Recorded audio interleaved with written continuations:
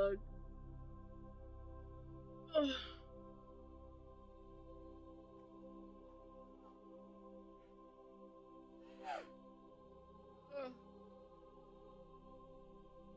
It's like clockwork.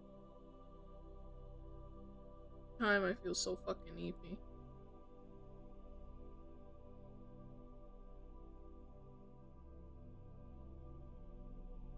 Every time.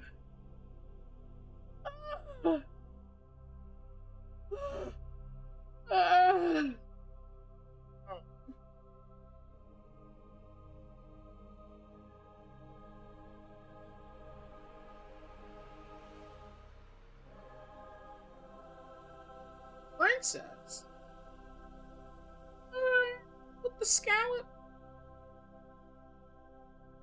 The Lord of Gay? Are you talking about yourself? Obviously. You're talking about yourself. Couldn't be me.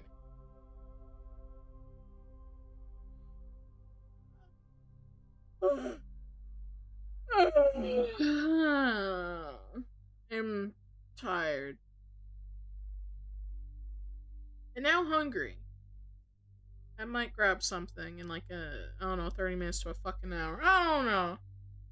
I just feel fucking hungry.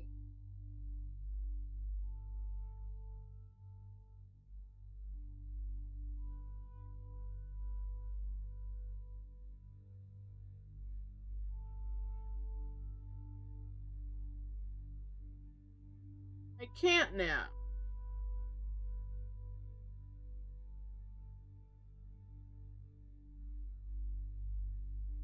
Nap time is never available.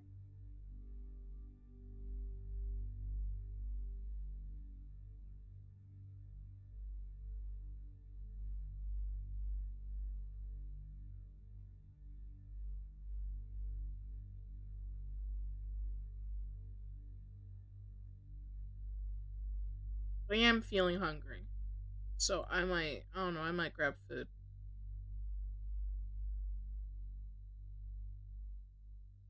What the game bug for? I didn't do anything. Salutations, hi. Oh, the EB. The EB Weeby.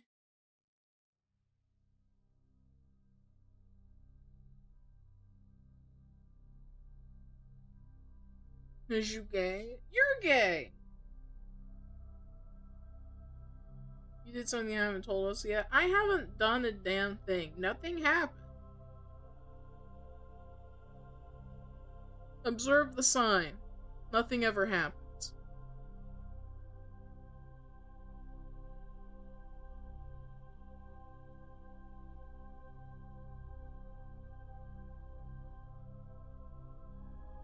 I'm gonna play some Wedding Witch on the side. No, you don't get to watch. In fact, fuck you. Anyway, happy Friday. It's basically the weekend. Basically. Anyone doing anything for the Super Bowl? And parties? Food? No fucking barbecue? He's as usual. No! I don't hate you. It's just... I don't tolerate some of you.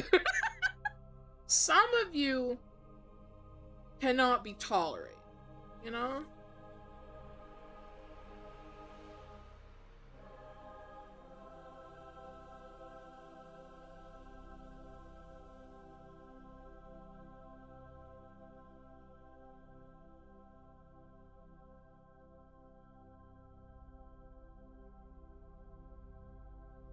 Ew, this is a muscle run. Ew. Ew!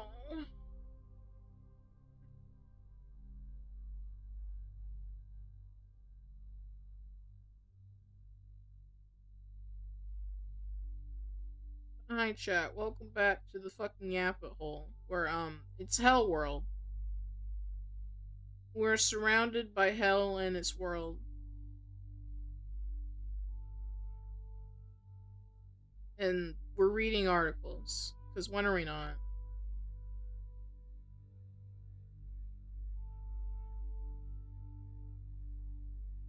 And most of today, I think all of today's articles are, you guessed it, about women. Yay! Ahaha.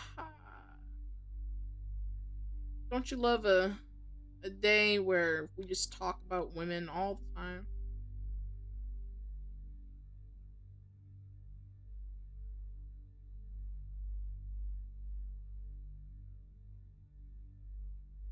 You're not giving me attack speed at all. Fuck.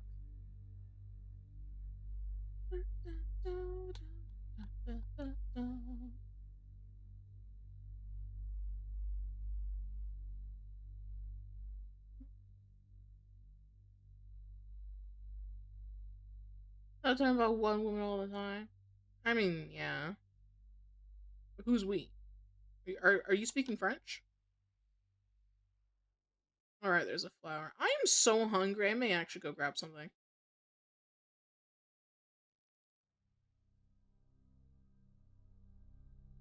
Uh. Also, hello. Hi, hi.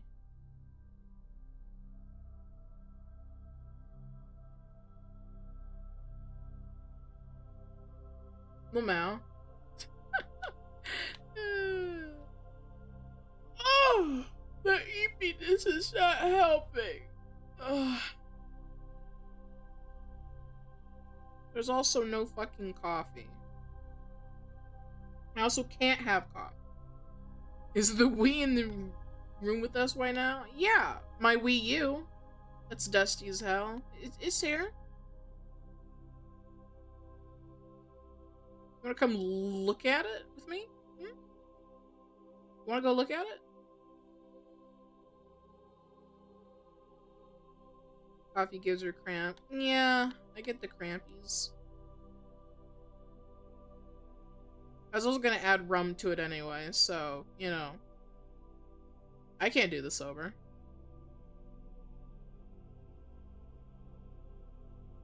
I might, though, just for the lulz. There's, like, a little bit of coffee left, but it's not— I don't even think it's, like, half a cup. Might add rum to it anyway. What else am I gonna do?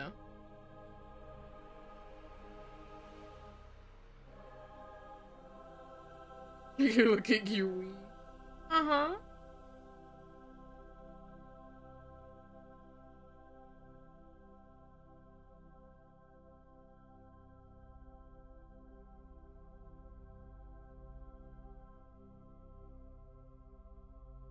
I feel so easy.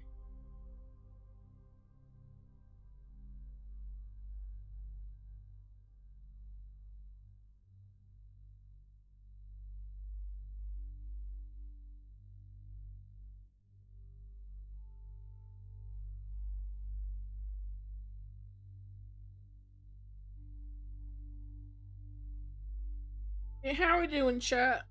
How we feeling? How's it growing? I. Little butterfly. We yap for 3 hours? I'm gonna yap for 30 minutes to an hour, and then we're gonna read articles.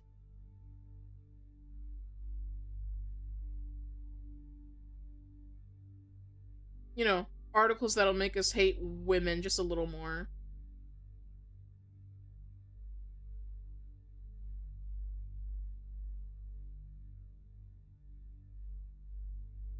My head hurts, fuck.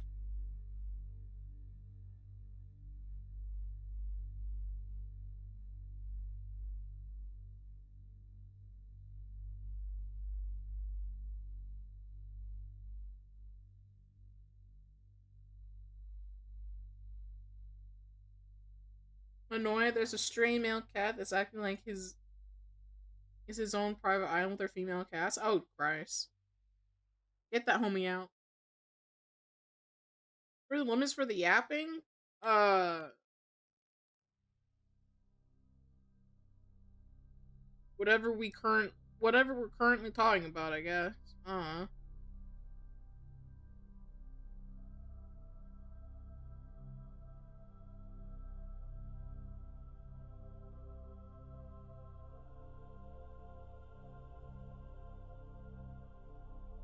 Yapping for 30 minutes followed by reading and responding to other people's yap. Pretty much, yeah. My head hurts right now, dude. It has never been more Jover. Ooh. Also, I'm playing Wedding Witch on the side. No, I won't pull it up, because fuck you. I'll do like a round. And then probably grab something to eat, because I feel hungry.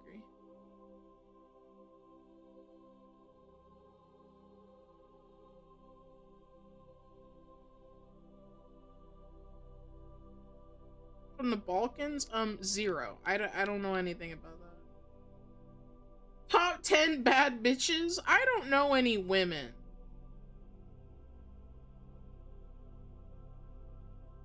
I was talking to Lion about this last night. Women are scary. This is why I don't really want women friends.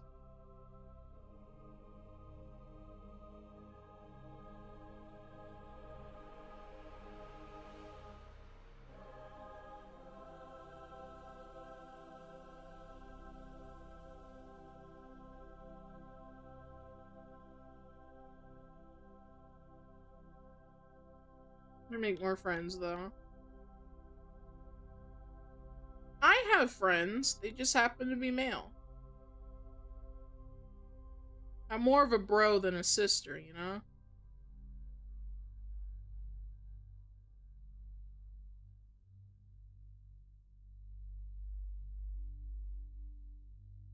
The majority of my streamer friends are male. Sue me. So you are a man. Yep, that's so true. I got the voice changer right here. My PP is so huge all the time. It's just raging all the time.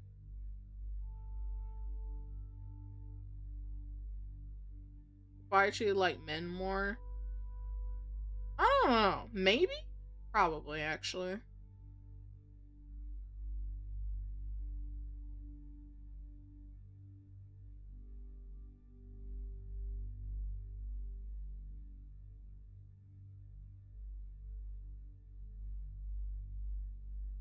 Even when I used to be purely a lesbian, I had a lot of male friends, really.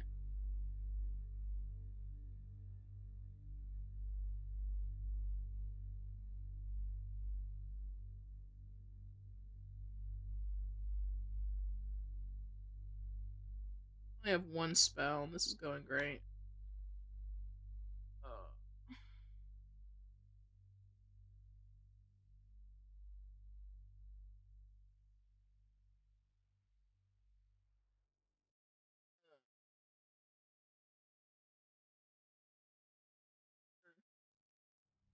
I ain't gay. You are like the king of gay.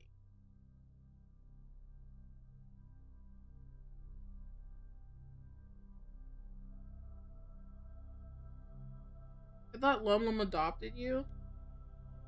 Lum Lum has not tried to talk to me, except like once. I want to talk to Lum Lum, but I'm antisocial. I think she is too.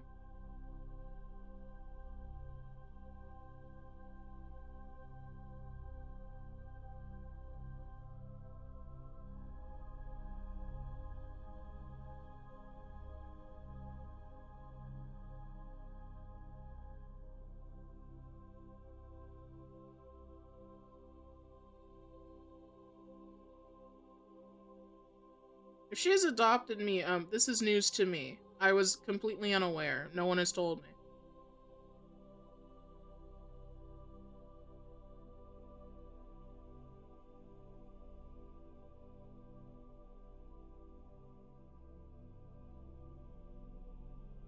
Ow, my head.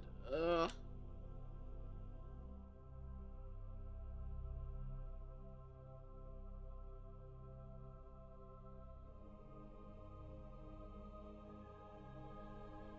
Let me find an orb.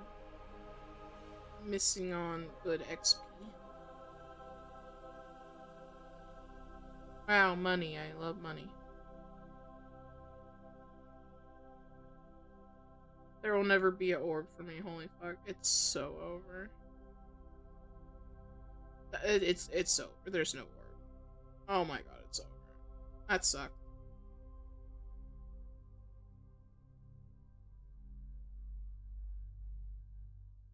Hi, nerdy. You okay? Lumi adopted you? Apparently, I don't know. It's news to me.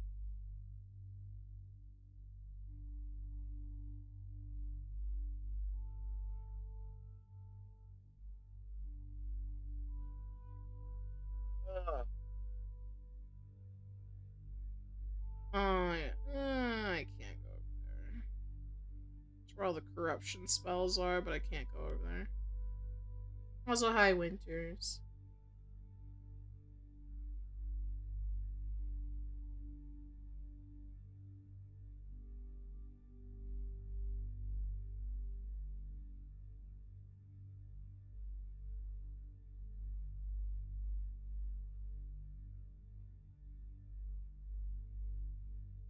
Yeah, I'd like to hang out with Lumi someday.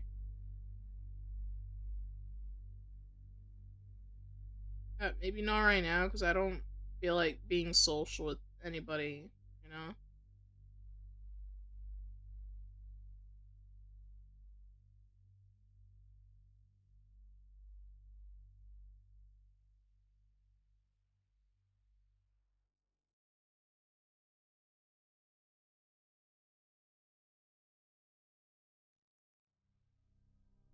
I just want to get through this week and then take a break. And, like, not think of work at all.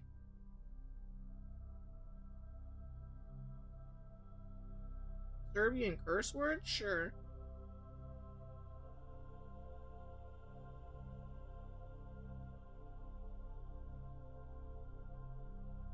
Was doing well. I'm feeling tired. Of course, when am I not?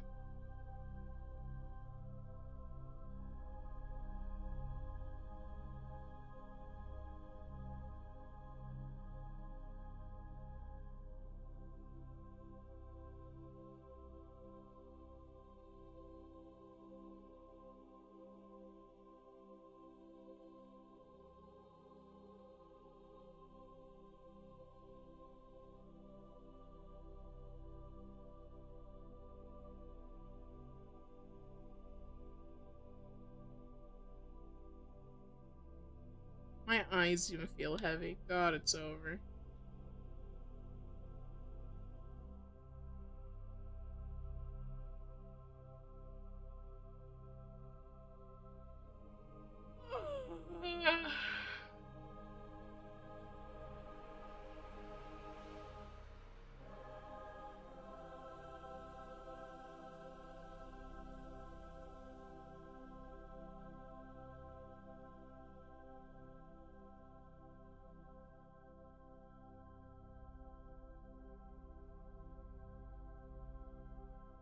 It'd be nice if I could locate an orb. That would be really awesome and really cool. There we go. There's an orb.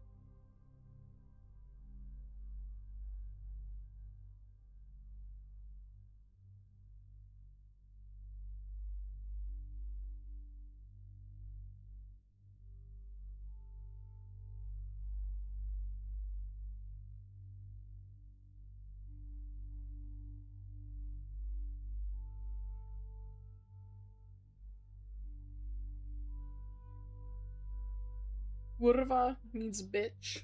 Very nice.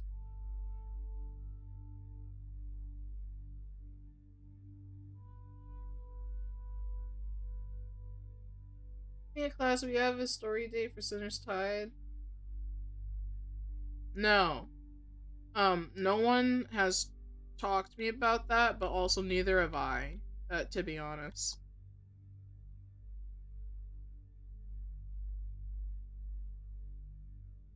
No clue when Sinner's Tide would come back, if it comes back, I don't know. The boys didn't talk to me, and I was too busy to also talk.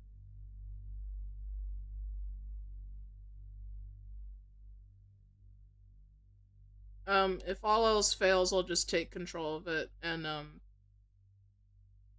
probably just turn, article reading into podcast things.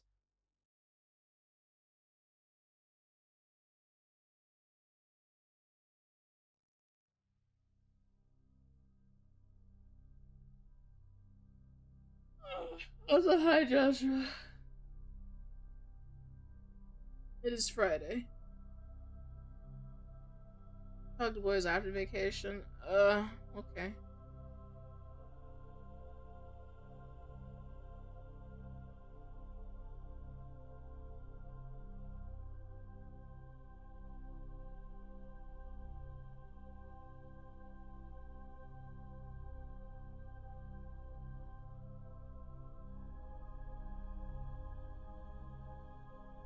Hi Gabby. Hi Gooba Gooba Gooba Gooba Gooba.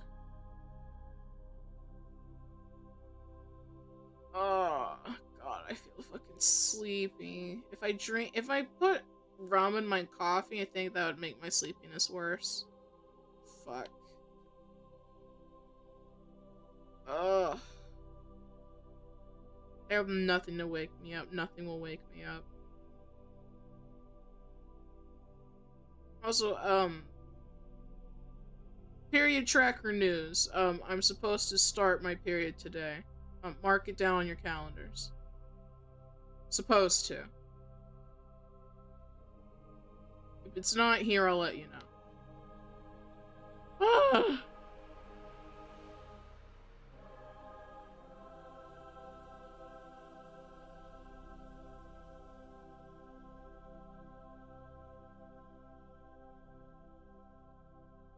Mizu deserves love. What happened?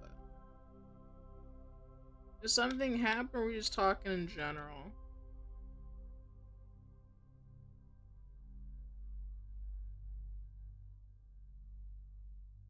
Probably won't go as long today.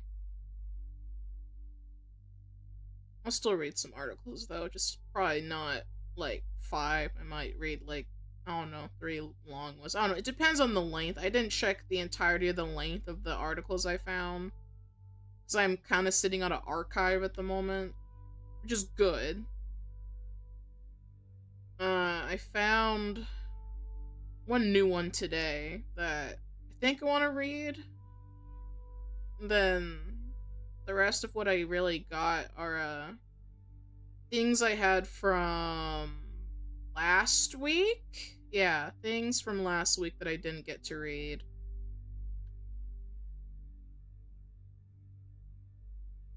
People sending him death threats over what?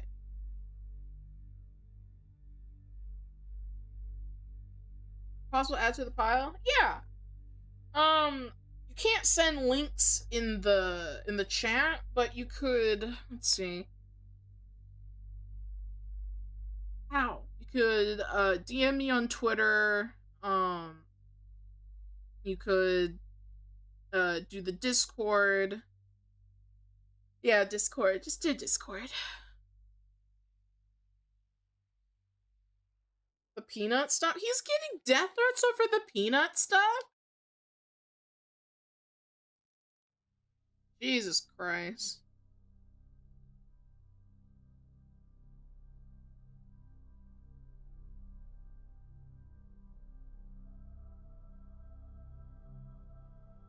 Yeah, that's full on retarded.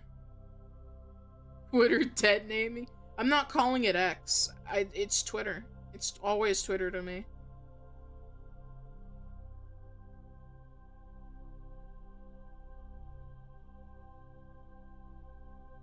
Back in my day, it was called Twitter, and that's the name it's been given. I will not use its new name.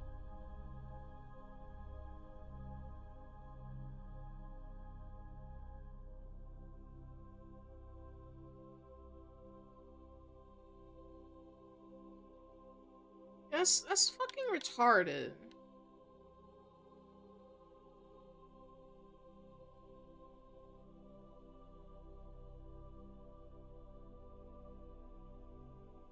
There's always something happening this week. Well, just any week, there's always something happening. Like, especially in terms of the VTuber sphere, or just content creator sphere, really. We don't accept this transition. I do not accept the transition of X or Twitter. It's fucking Twitter.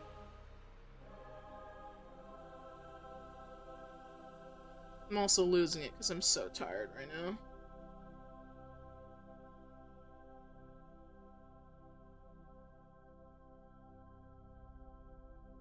Imagine attacking someone because you're a retarded gay for an annoying orange clone.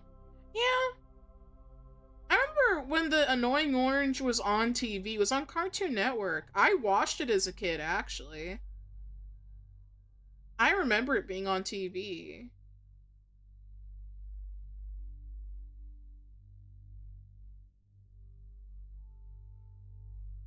I still don't understand the whole thing of people trying to say he's a VTuber, because no, he's not.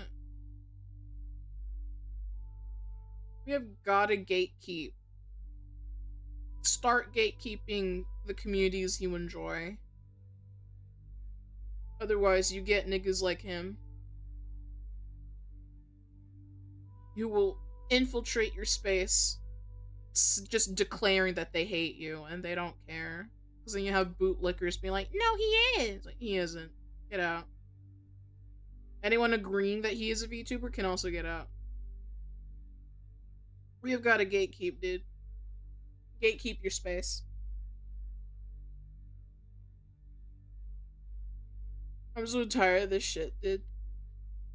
It's exhausting.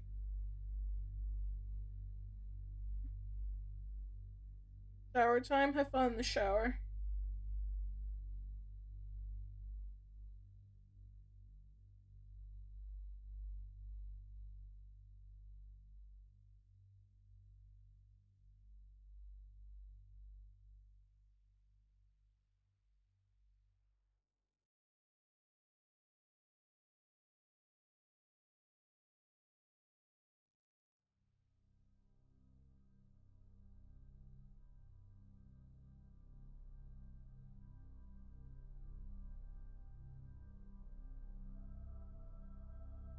That logic, every woman is a VTuber because they use filters.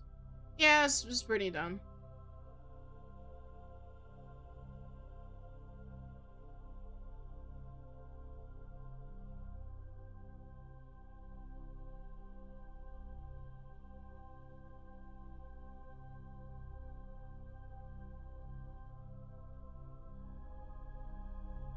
Me, I enjoy VTubing in the traditional sense.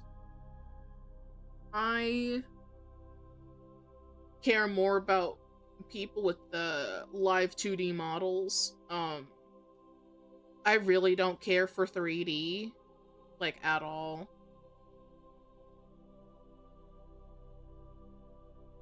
I'm also kinda against VTubers showing, like, mostly their body or their face.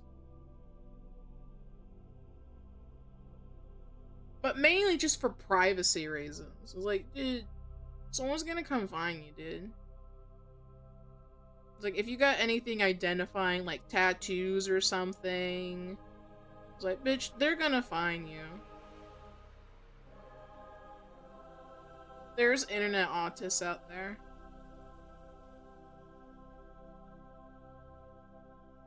Always be scared of an internet autist. Most definitely. Hell yeah. I think the most a VTuber should show is maybe, like, hands. I know some corpo VTubers, at least, I don't know, a few years ago used to wear gloves if they were doing hand cam stuff. Like, I think hands are fine. Like, I've shown my hands pretty often. Not that often, only if, like, I'm doing a nail stream. Or if I'm holding something.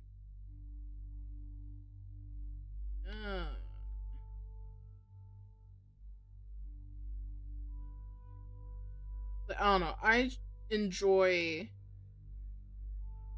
being anonymous. For the most part, you know. That's how I prefer my VTubing. Other people can do different shit, because no, you have free will.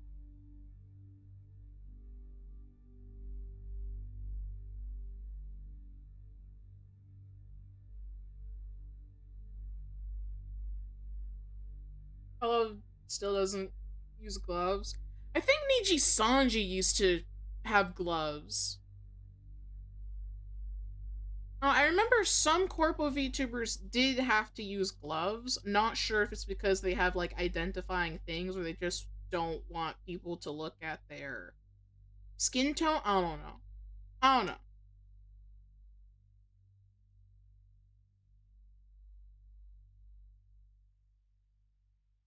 They can find your periods, they'll find your home.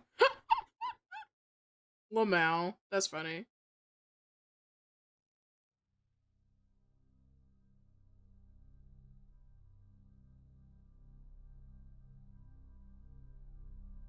So long as it's okay to be VTuber showing their pets, we're happy.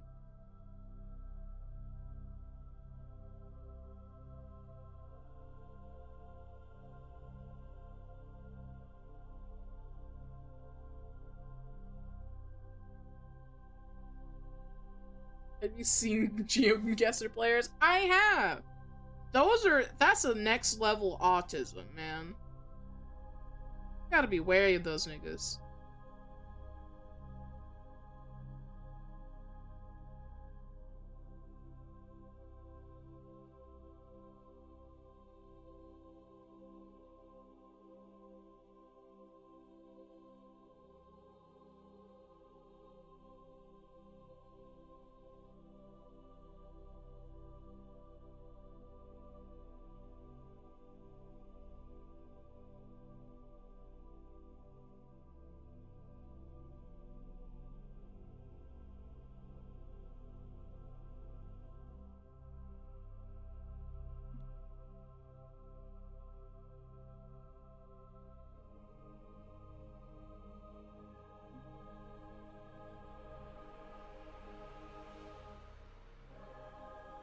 Pick your yard dog. Yeah, pretty much.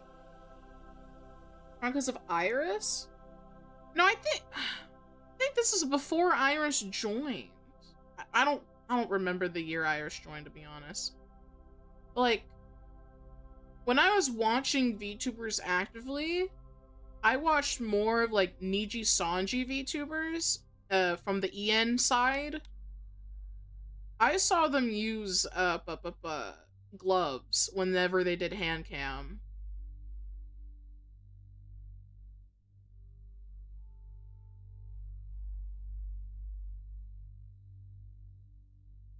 Oh, live virus? Yeah.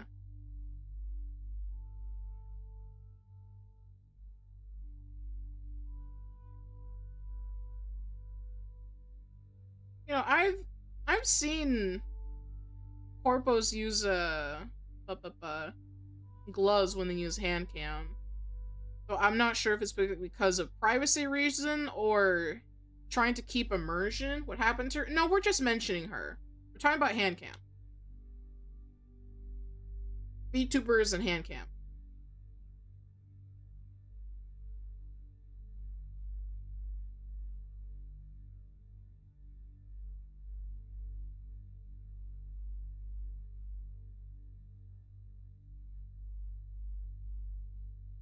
I was really going after FaZe. I kind of don't blame him. FaZe is doing some weird shit.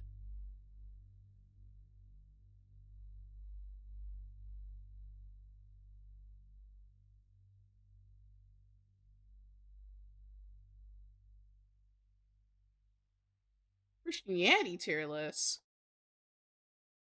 I don't know if I should do that, man. Just like in general.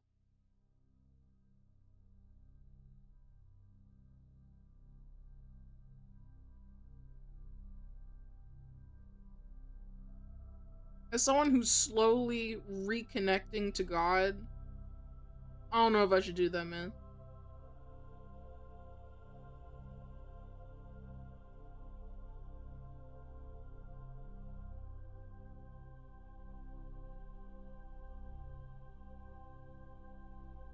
So this first run is taking 5 ever. I'm almost to the queen, though. God, I'm hungry.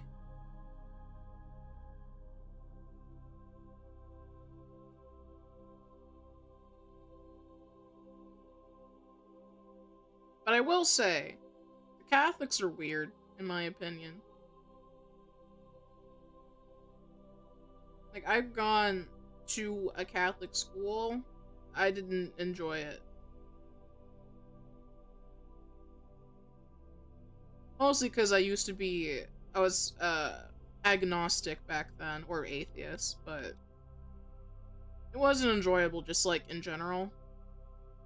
It was not an enjoyable time.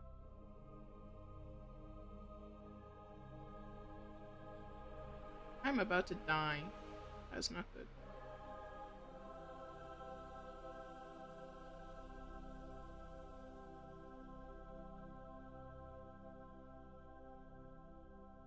Oh, how I got hit. I'm wiping the map pretty good.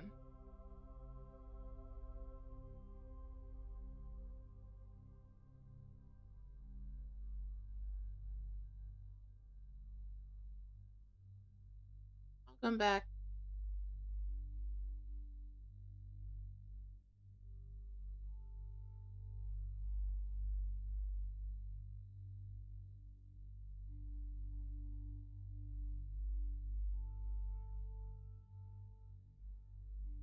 You heretic. I'm just saying. In my experience, Catholicism was very strange.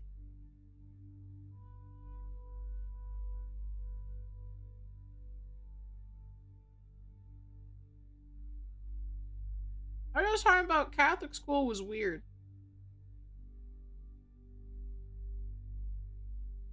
I'm not even Catholic.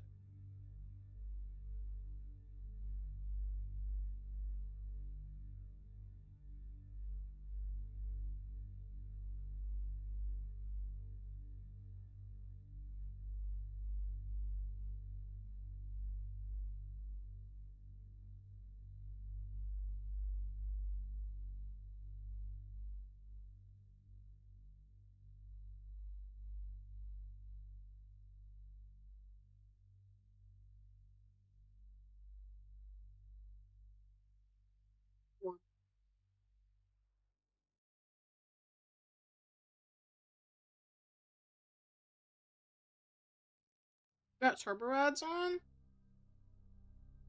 Now what, Twitch? Or YouTube? YouTube, yeah, the streams were monetized.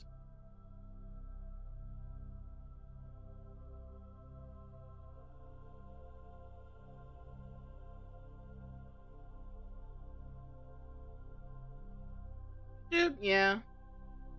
Streams are monetized. Feel free to use the ad blocker if you want. I get like literal cents from monetized streams, so I don't really care.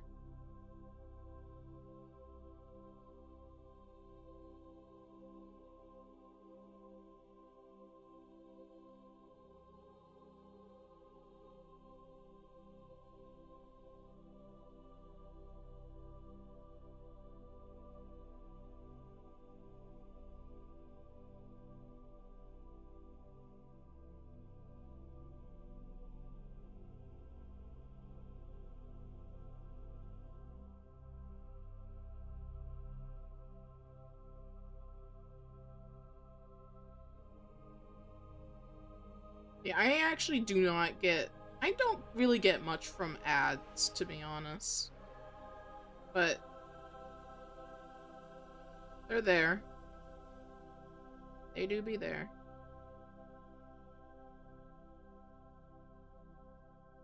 I forget how much I actually get in like a month from ads, really. Either way, it's... ads are insignificant for me. You guys, y'all been playing? I've been playing a lot of Tavern Simulator. Even though I'm streaming it, well, I've been streaming it, I have a whole separate save that I'm way more advanced in. I got back into Sims 4, but then they had a major update that broke mods. So now, I can't play Sims.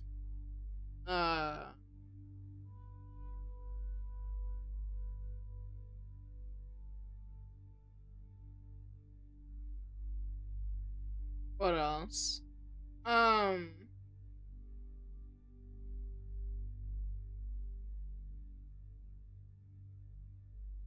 I might try a new Android game that's free. It came out yesterday.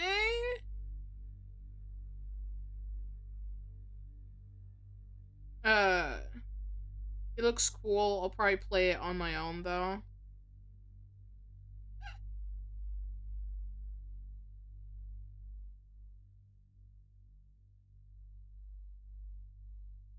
Repo if you don't have community things from the last one. Huh?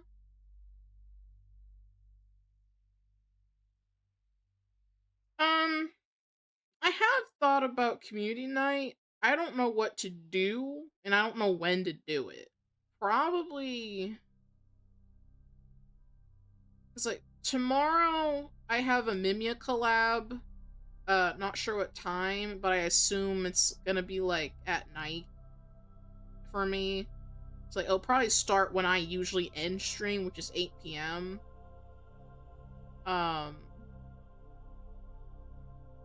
so can't do tomorrow. Maybe Sunday? I'm doing a member stream on Monday at my normal time. And then the rest of the week I'll be taking off for Valentine's, also just to give myself a break, because I need one. Yeah, I'm not sure what to do for community night. We could do more repo, but we gotta warn people in advance so people show up. Because a two-man repo is really scary. We could of course always watch a movie. What movie, I don't know.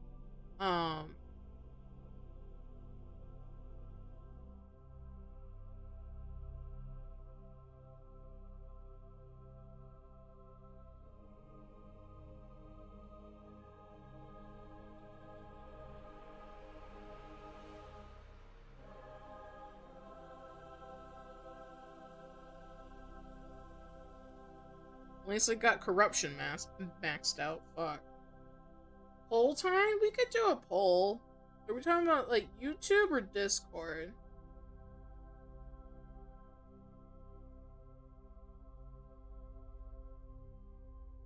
Get who did repos too, man. Listen, repo when you still don't know any of the bosses or fucking just anything, is scary. Plus, I'm easily scared, so wee. People are scary.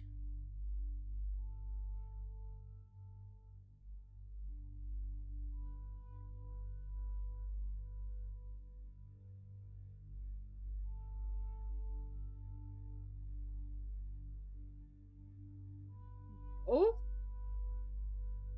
Repo in a movie? I mean, we could.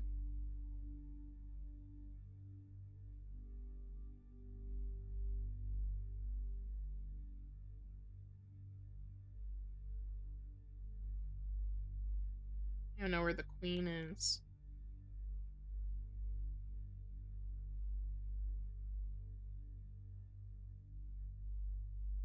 There we go. I killed the queen.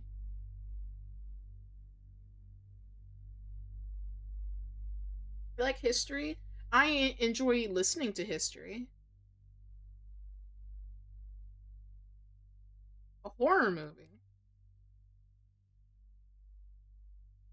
Depends on the horror movie.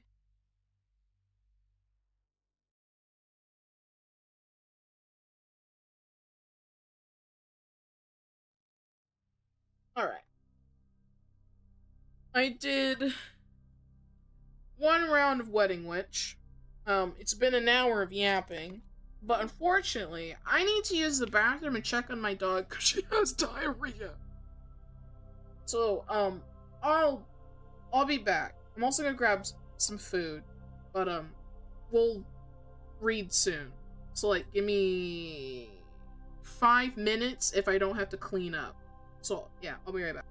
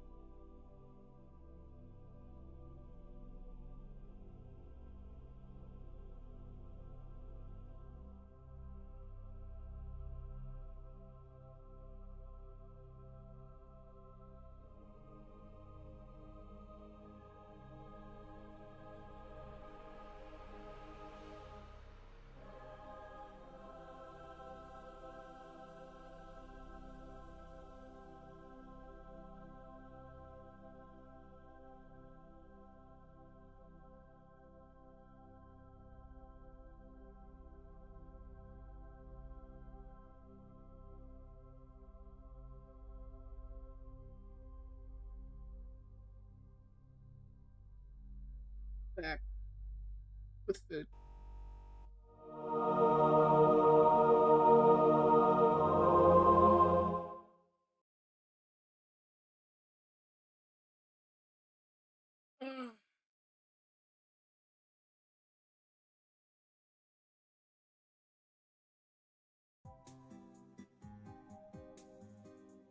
So drive safe, nerdy.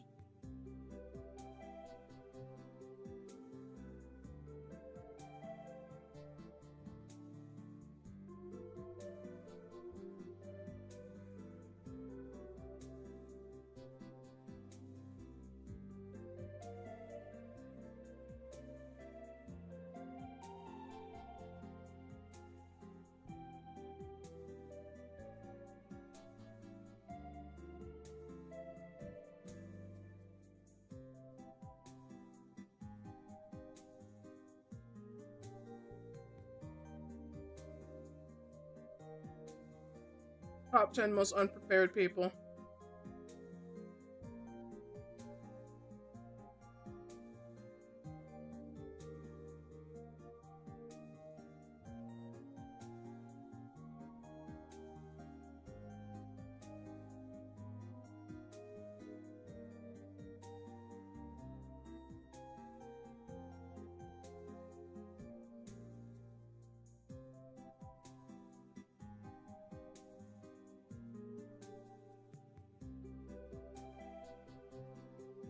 I think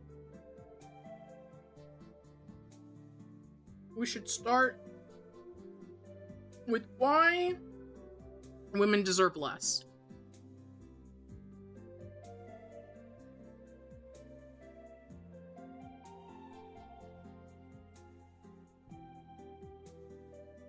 I'm also eating, so this is gonna be the most scuff article reading ever.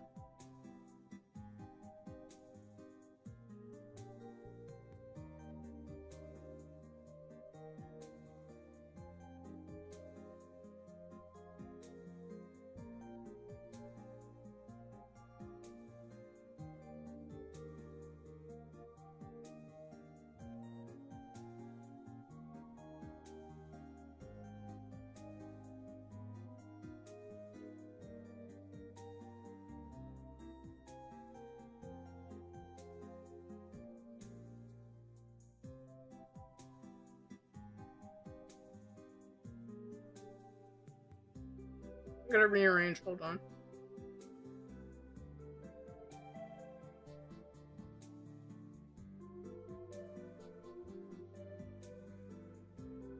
Should bring up like maybe 3 articles to start off with.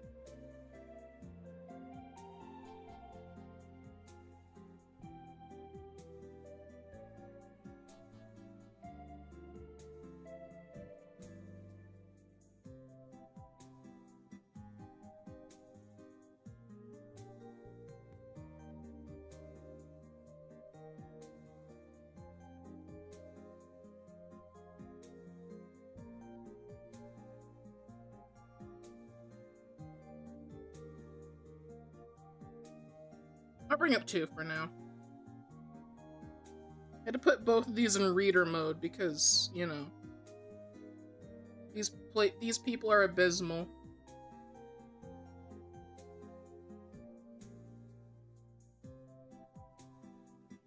Let me take a sip and then we'll get started.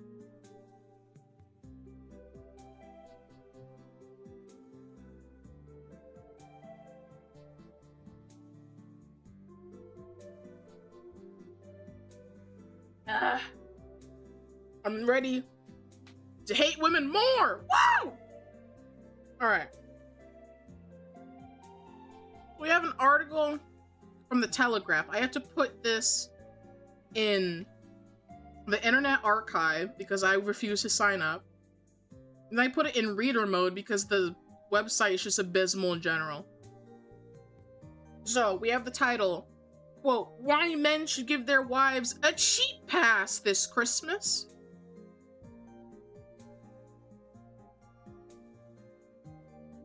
Boys, how do we feel? Why we should give women less?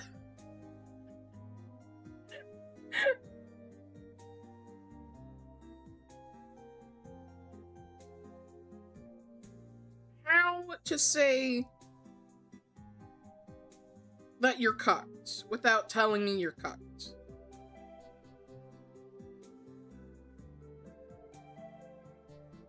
You don't have a cheat pass, you Mrs. Memoriae. Thank God.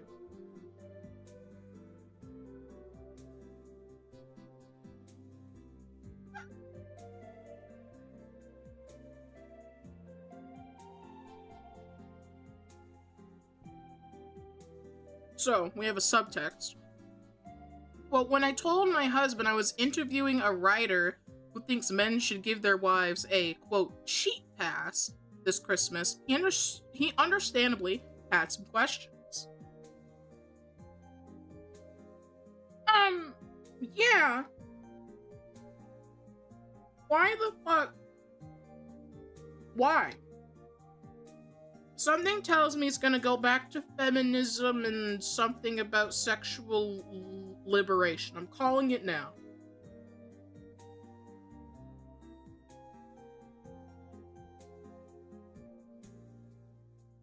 They always go back to this for some reason.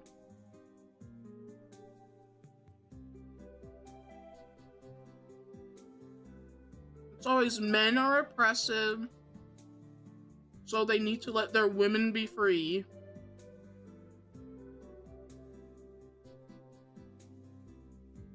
It always goes back to this. I'm calling it, dude. I'm also gonna take another bite. I have, meat, cheese, and pita bread.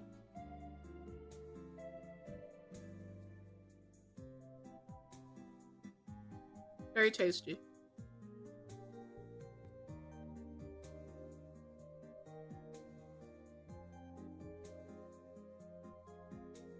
My wife told me she was interviewing someone like this. I would ask if she's cheating. Yeah?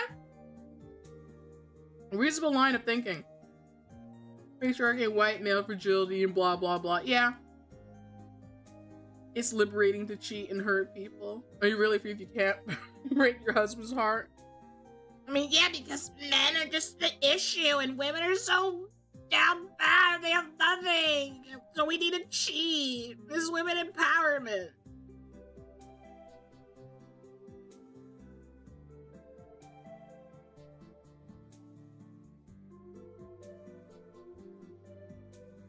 Every time I read more of these articles, I'm more for the patriarchy. I'd be so for real. You know, I never thought I'd say that out loud. But Jesus Christ. God bless men. God bless men.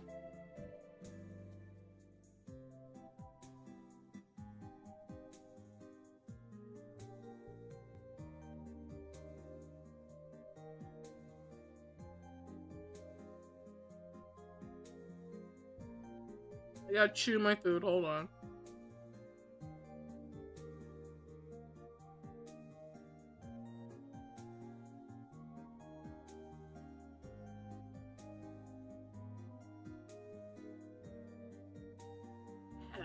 Alright, I'm good.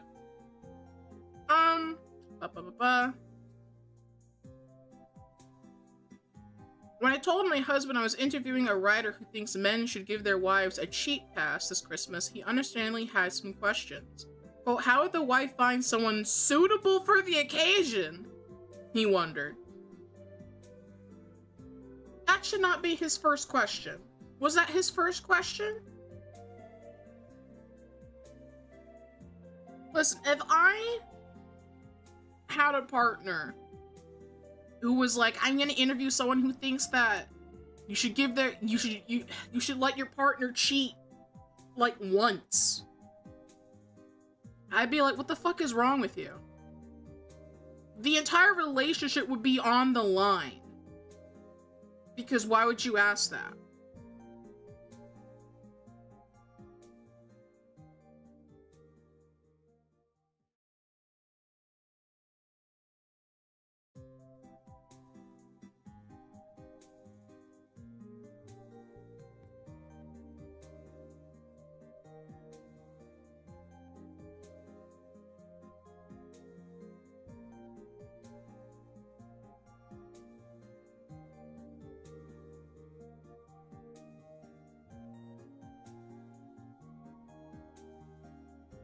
Uh,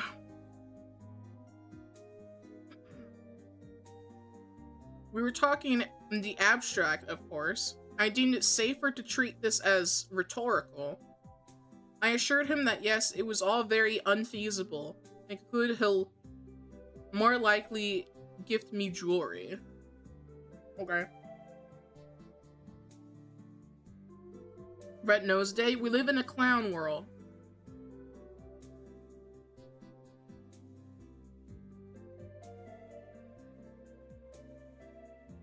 But Wednesday Martin, whose latest book, Untrue, explores, quote, why nearly everything we believe about women and lust and infidelity is wrong, is not being flippant. What we now know, long-term relationships are harder on female desire than they are on male desire.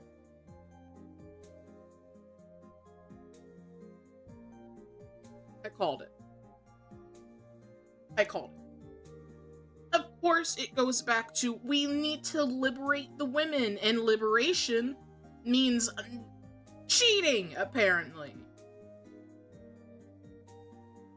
Oh my god, how can you be with one person for the rest of your life? Very easily, actually. It's quite easy for a lot of people.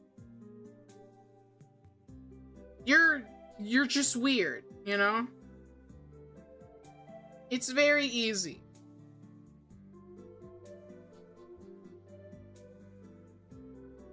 I need water. I wish I had alcohol, dude.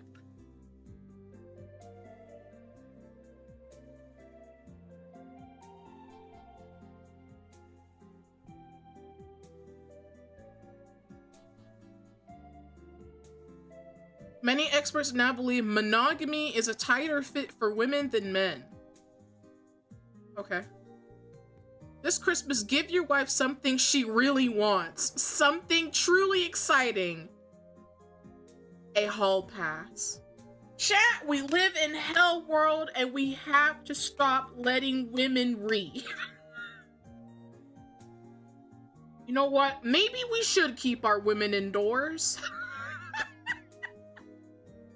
Like, at this point, keep them indoors. Oh! Give your woman what she really wants. To cheat. Because all women want to cheat. That's totally what we're going to assume.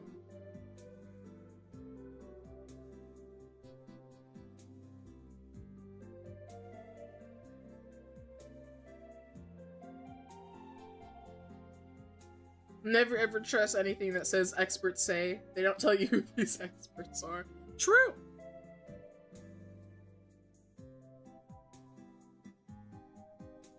This for the uninitiated. Oh, what a word. Uninitiated.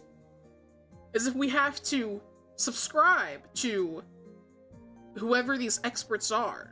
Or whoever said that your wife really wants to get outside of the marriage. But sure. Is an agreement between partners in a romantic relationship that one or both may sleep with other people. Bitch, that's called polyamory. That is not a normal fucking heterosexual couple. That is not the average woman who is married to a wife or husband. That is not normal. That is not the average person who is married. And you're talking about this like it is normal. Or like it should be normal.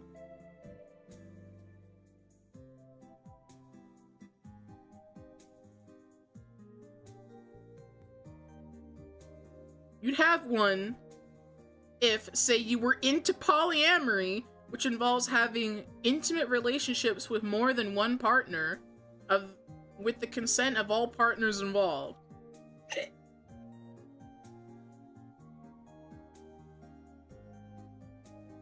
Christ. Confused yet? We're just wondering how all the logistics would work.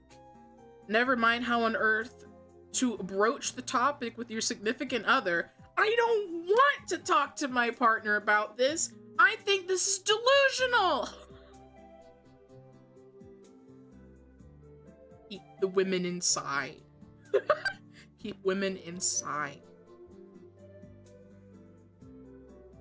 Martin, when we meet at a boutique hotel in South Kensington during her visit to London from the US, has plenty of answers, starting from the premise that we are only now beginning to understand women's sexuality properly. Of course. Always go back like that. I'm gonna crash up. She explains that contrary to popular opinion, women tire of their sexual partners faster than men, and just need as much sexual adventure and novelty as their male counterparts, if not more. Who are these women you asked? Did you ask OnlyFans creators? Because that is not the average woman. Trust me, that is not the average woman. Who did you ask?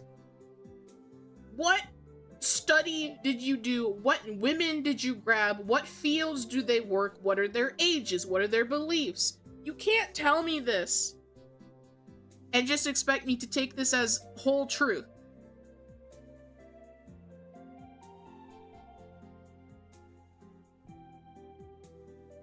It's a 30 to 40-year-old liberal white woman. Probably. Hey, babe, you want to talk about something that can destroy a relationship because I'm bored? That's crazy. Pretty much, yeah. There's gonna be women trying to sabotage other women again on instinct? Maybe. I just think it's women that are just this delusional. Getting nasally.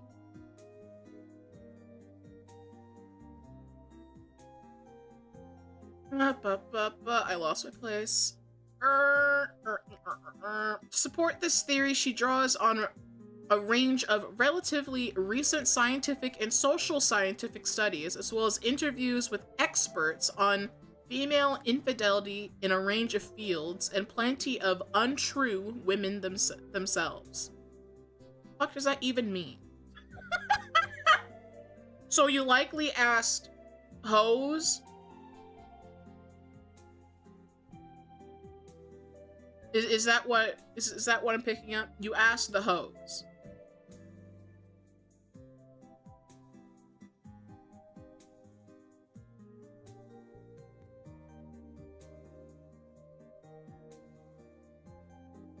Or deluded.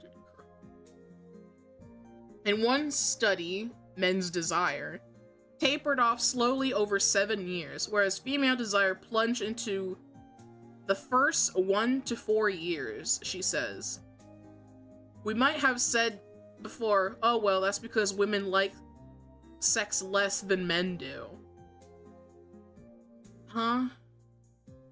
But now the new data are helping? Why'd you use are instead of is? The new data is helping. Oh my god, I hate these people. The new data is helping us understand it's not that women like sex less than men do. It's that men are better at wanting what they already have, and women struggle more with the same old familiar partner over and over. Who is struggling to be with one guy? Just one? One person even.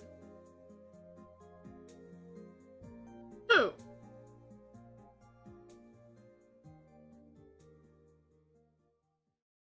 We interviewed 140-year-old unhappy women and found they were unhappy. It's like, yeah, who is the demographic?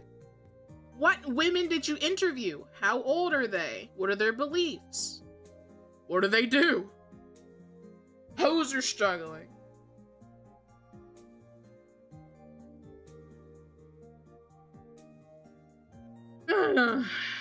Martin, whose 2015 book Primates of Park Avenue, a memoir, became New York Times bestseller, is not alone in her espousal of such ideas. This year has seen, if not an explosion, then at least a creeping insinuation into our culture of the idea that monogamy might not be the only approach to long-term relationships. Two of the most talked about BBC dramas of the autumn, Wanderlust and Killing Eve, had at their heart characters who rejected traditional relationships. In the former, a married couple who try out consensual non-monogamy to reignite their dull sex lives. In the latter, an attractive female assassin whose potent bisexuality and rotating cast of bed partners is almost incidental to the action. What?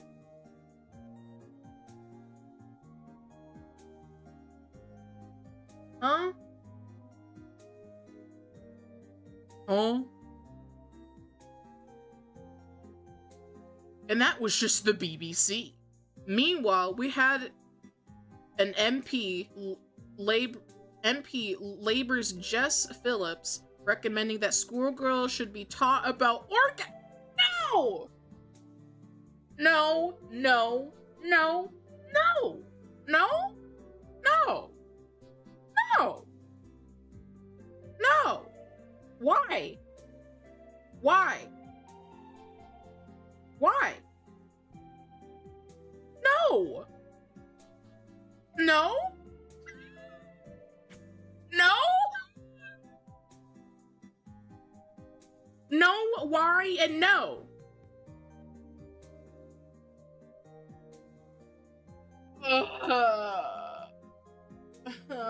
Listen. Being in a group at school and learning about just the act of reproduction at school, that was already kind of awkward. It's like, even though, most of the time you're separated into, the boys learn about reproduction and the girls, they're separate. That's already awkward. I don't need my teacher teaching me how to cum my brains out. Listen, I figured that out on my own. I don't need Miss Stacy teaching me that, okay? Miss Stacy can go teach me math. Don't teach me pleasure during sex. Fuck. Jesus Christ. Every day we stray away from the Lord. I feel like I need to pray at this point. I'm also getting nasally. Please don't talk to kids about it. Literally, what is wrong with these people? Yeah. Martin believes the Me Too movement, oh brother, has also been behind the shifting sands. Quote, female sexuality used to be women being sexy for men. It still is. Sure, you can branch off and be like, oh, well, there's women who are sexy for other women or whatever else. There's just women being sexy, That's fine.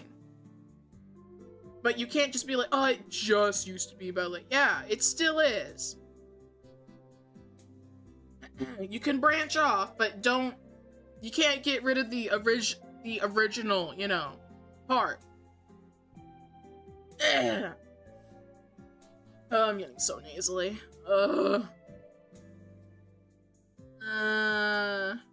That's how it was in Hollywood, and now, fuck. That was how it was wherever men had power. This is not about men being in power.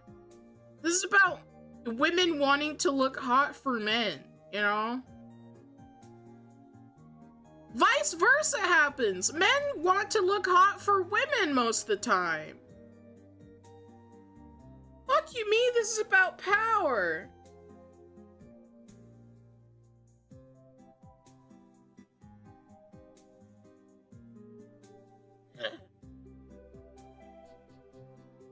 It was very heteronormative and male-focused. Now, thanks to Me Too and activists and journalists, we're seeing female sexuality its own thing, not an extension of male desire. No, it's still about men's desire. You can branch off into, you know, whatever you're attracted to if you like women as a woman or whoever else who doesn't, I don't know, align between those two. You can branch off, but you can't be like, It's just a male thing.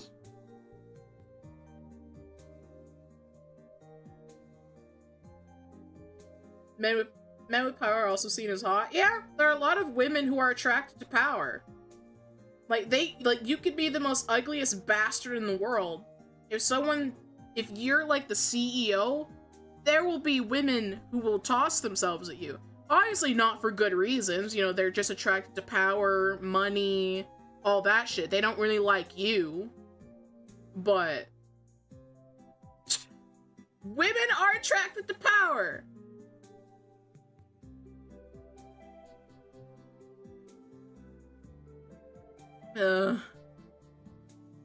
Me Too. Why is this about Me Too? Me Too has given women a louder voice in the arena of sexual politics, and since female sexual autonomy is, argues Martin, a feminist issue, closely interlinked with the power and autonomy women have in the workforce and in politics, the significance of this online movement should not be overlooked. We started the article on why you should give your wife a cheating pass. Now we're going into the Me Too movement. Stop. Oh, for some reason we should teach pleasure to schoolgirls. What? Can we keep women inside? Oh my god.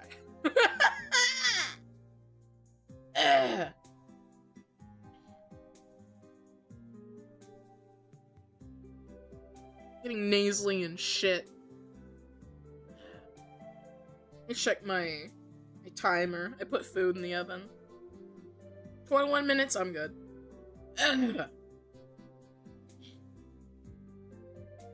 But Martin, a married mother of two and stepmom of two, originally from Michigan, whose background is in anthropology, conceived of the idea for the book before Me Too became a hashtag. She struggled with monogamy herself in her 20s, so she was a hoe. More recently, she realized there were data indicating that she was not alone. Well, yeah, you're not alone. You're not the only hoe in existence. Of course not. We see hoes all the time. You probably walked by a hoe this morning. Unless you look in the mirror. Joke. Like, bruh. You probably scrolled past a OnlyFans hoe this morning. Or I don't know, it's at some point today. You probably scrolled past someone who is a hoe.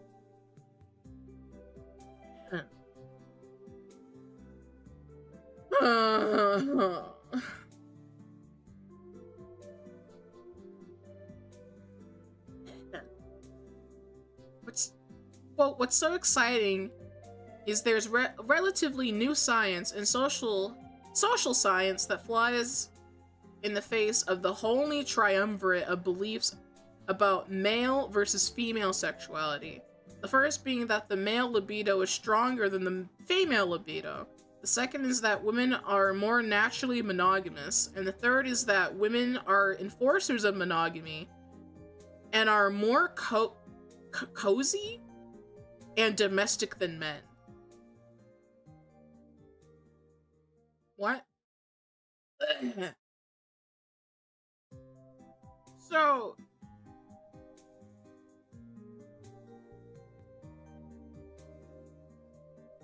male libido is stronger than the female libido.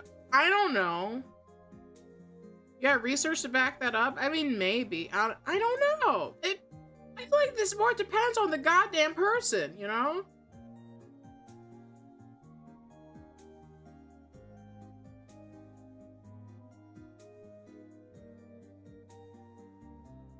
Women are more naturally monogamous. No, there's women that want to be hoes. This article proves that, apparently. Women are the enforcers of monogamy and are more cozy and domestic than men. Again, this also depends on the person, but if you're talking to the average normal woman, yeah, she probably wants to, you know, just have one partner. Maybe she'd rather stay home.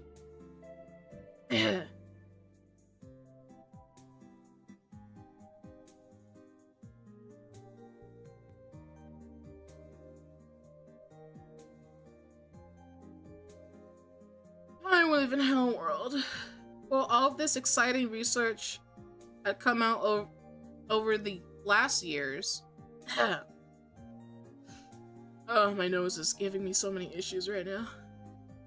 Picking apart every one of those supposed truths, but a lot of it hasn't really crossed over. So I saw it as an opportunity to make the science of social science kind of relevant and fun.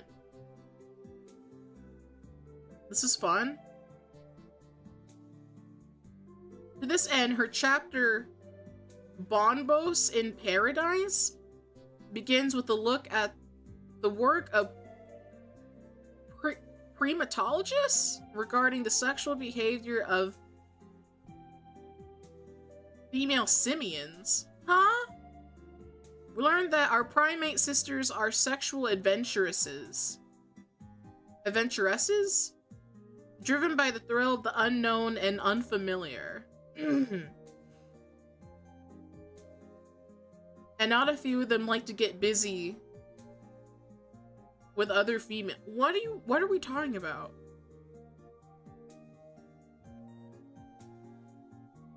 What? I'm serious. What the fuck are we talking about?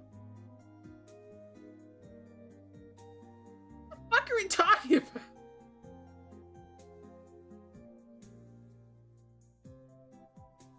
Did you do a study in monkeys? They'd be like, oh, the female monkeys like to do things. Yeah, they were in the jungle. Most of them were out in the wild before you brought them to the zoo or whatever you have them held in now. Like, what the fuck are we talking about? Are we looking at old humans or fucking monkeys? What the fuck are we looking at?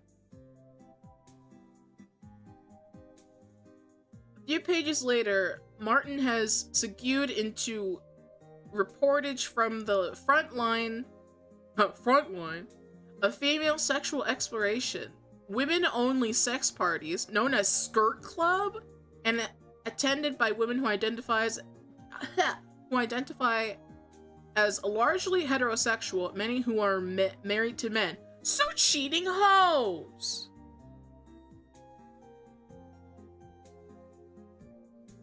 Oh my god. What are we doing with our lives?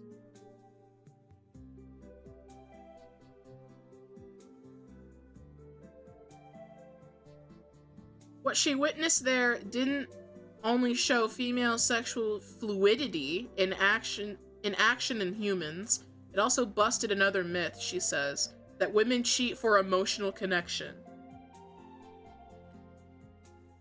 No, I feel like there's a lot of emotional connection when you're going to female-only sex parties and clubs when you're married with a husband at home, or who's probably working to provide for you. And I feel like there's definitely some emotion in doing that. Because why else are you doing it? You have to feel some type of way to do an action. It's like, you know, when you feel hungry, you go get food. When you feel tired, you take a nap, or you go to sleep, or you get coffee. You have to feel some type of way, and you do an action in response. So no, this is clearly some type of emotional thing. I don't want to hear it from these women, actually.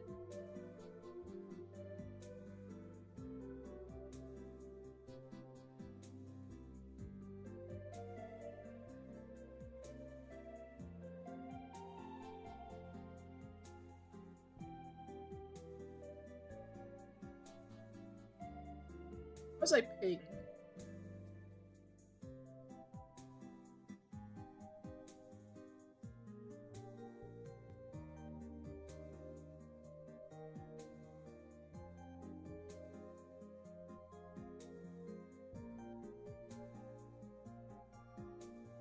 Well.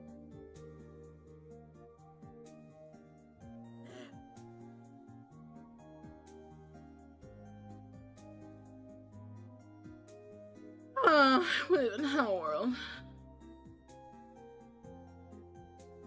Another way to sum up this.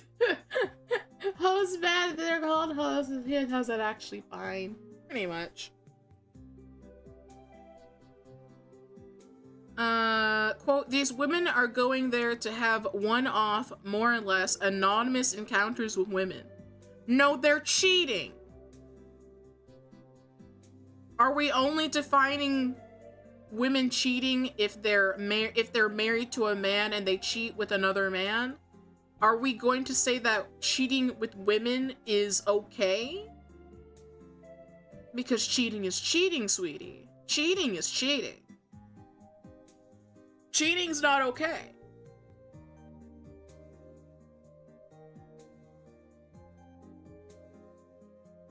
It's never okay. But I feel like that's where we're going down. They'll say it's okay because they're feminists. Live in Hellworld, dude. I want to go home.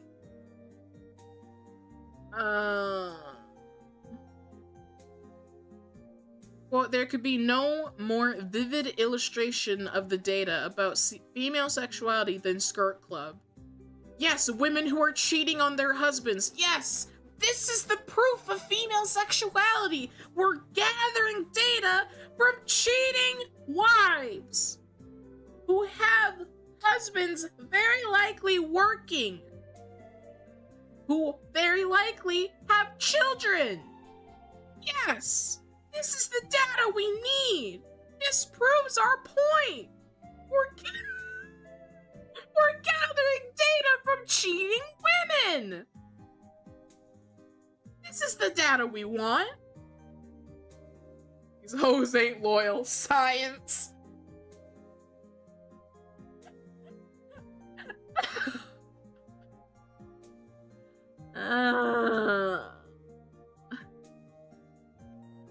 Attending such an event won't be everyone's cup of tea, but Martin believes there is a universal lesson to be learnt.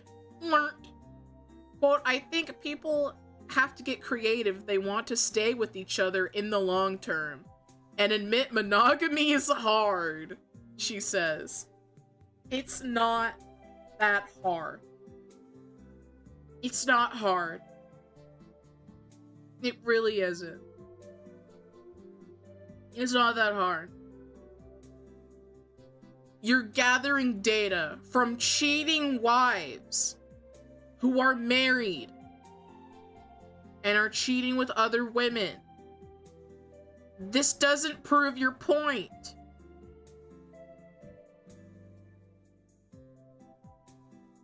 The pimp spray. Alright, everyone, bow your heads. It's time for prayer. Let us pray the pimp spray. Lord, please pray for the soul of this bitch and guard my pimp hand and make it strong, Lord, so that she might learn a hoe's place. Amen.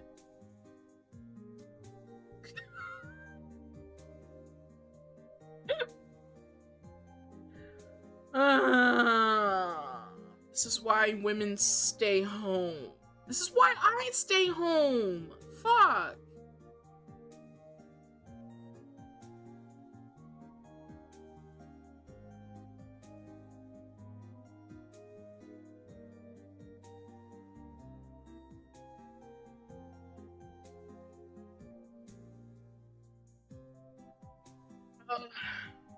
I need to get more water.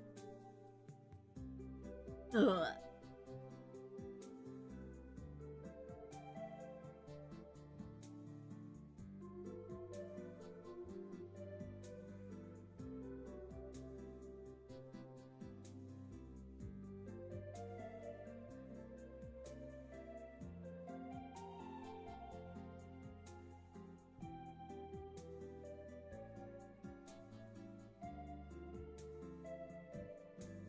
We live in Hellworld, dude. We actually just fucking live in Hellworld. We're gathering data from cheating married wives. This proves our point. You want husbands who have a normal marriage with your wife? You need to give your wife a cheating pass. Because we have data from women who already cheated that says that, you know, they're cheating, you know? So, like, you should let your wife cheat. Because the other women are doing it. Like, fuck off. Just fuck off. Get away from me. Ugh.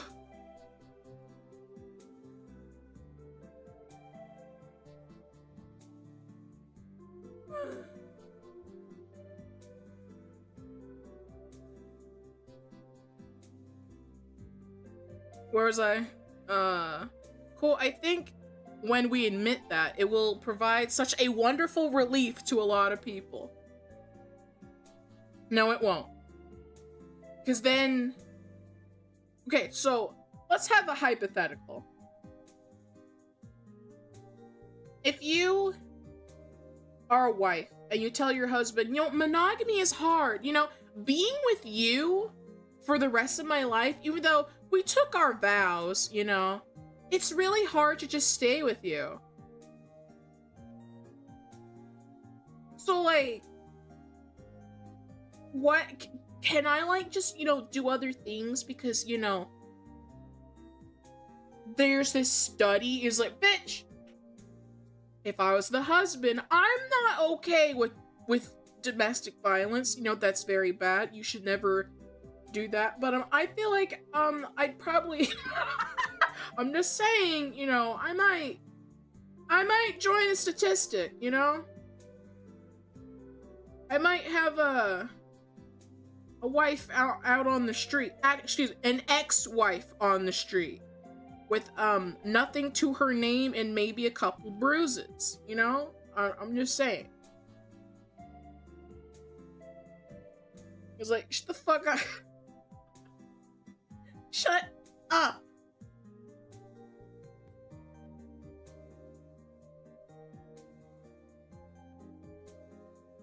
We live in Hellworld.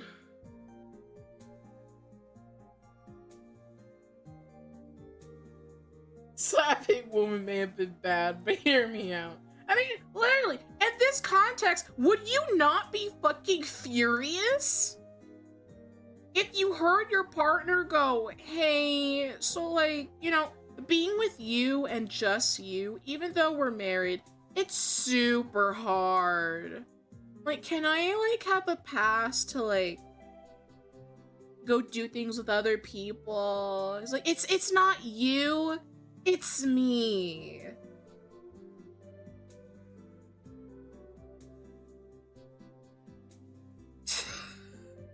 It's not you, it's me. Like, fuck off.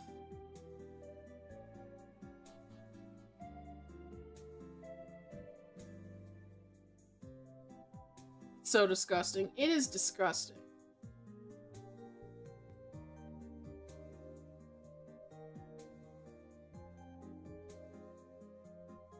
Important question.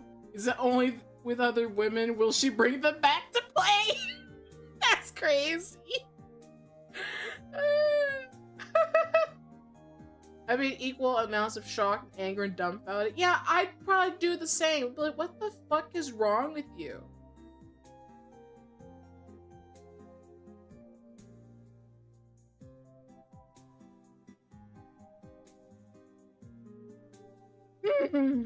Alright. Admitting it is one thing. Decided what to do about it is quite another. And so we return to her idea of a hall pass.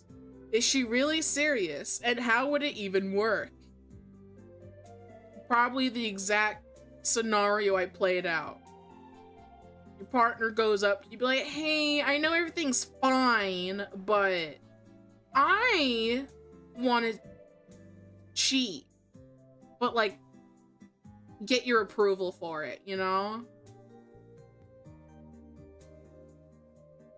It's like, bitch, that's how you get divorced and you have nothing. And you'll probably be like 40 with like half custody of your kids. Maybe even no custody. You probably shouldn't even have custody at that point. And you probably have to live with your dying mother. It's like, Christ. How about no? Literally, just how about no? How about no?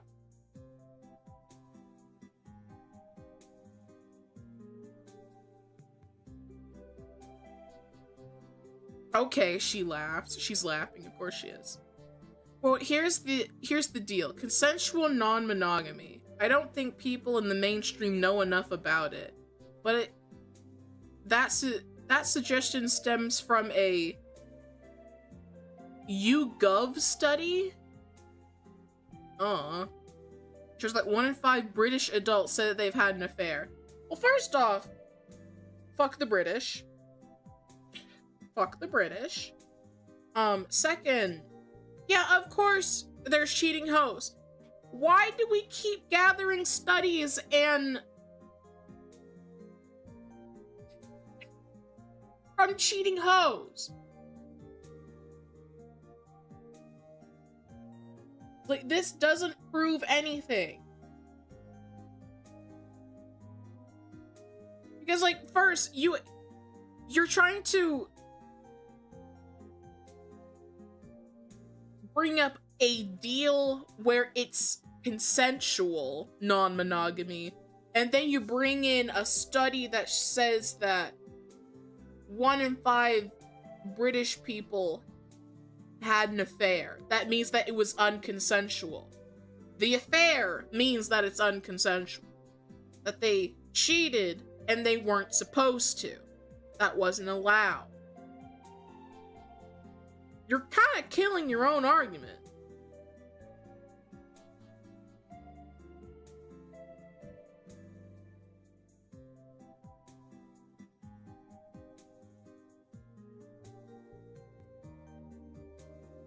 Type of stuff just feel bad. I don't blame you. Yeah, that sucks, Gabby. I'm so sorry. Yeah.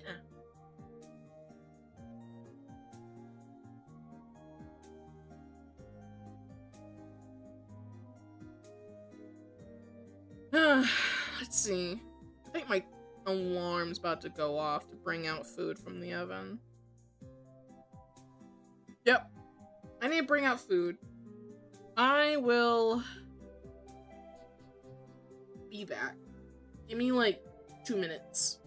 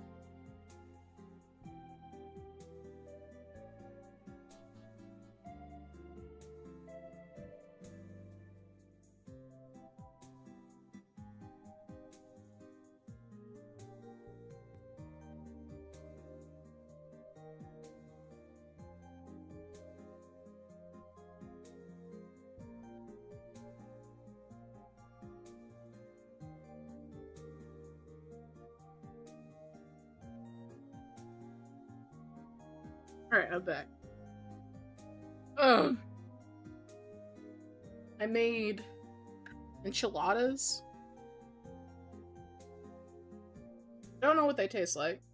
They should probably be good. Probably.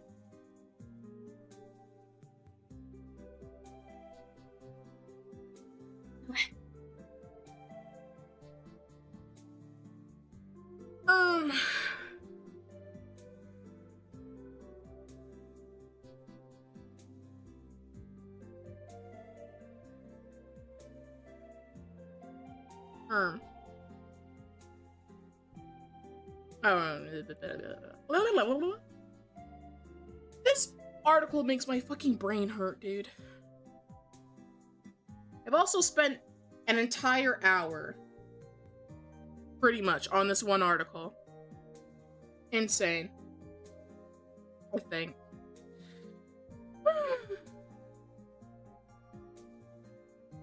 Well, that's an awful lot of people struggling with monogamy and believing their only option is to remain monogamous and unfulfilled, or have an affair and pray it doesn't blow up your marriage. What if, she posits, we looked at struggling with exclusivity after a number of years as simply the baseline and gave people a whole range of solutions? Your solution is don't get married. Be Austin Powers. Get married once and have it blow up in your face and go back to fucking. Just be a swinger.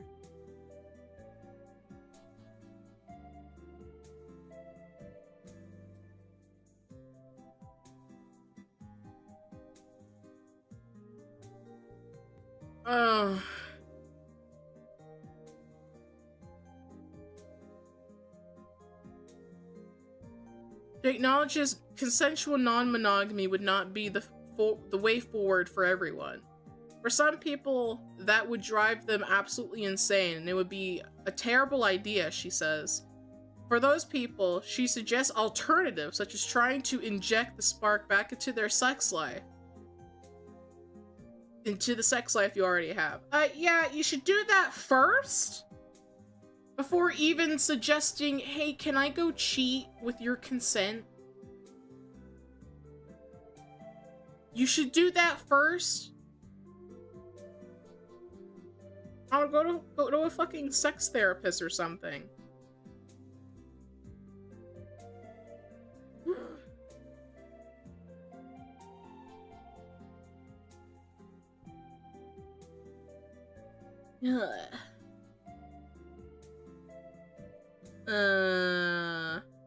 Well, the real gift would be I can't read.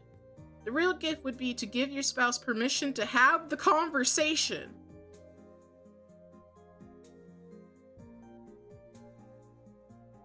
Chat, is a conversation a gift? You can talk for free. I talk to Lion on the daily.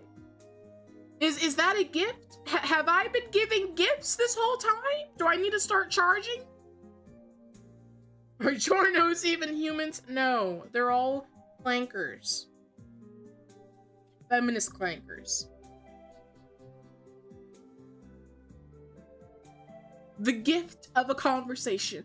You have the pleasure of talking to me. That is a gift.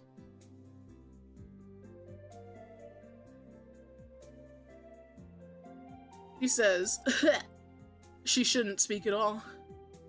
But why is it better to get a divorce and move on when you simply decide, I don't fancy him anymore, or the spark is gone? What a trail of destruction you might save yourself from creating if you said instead, is there something we can do here? Yeah. You should try and fix what you already have before resorting to, can I go cheat with your consent? Fuck. Marriages, by this reasoning, could be saved, as something even bigger could occur, a societal shift in power relations between the sexes.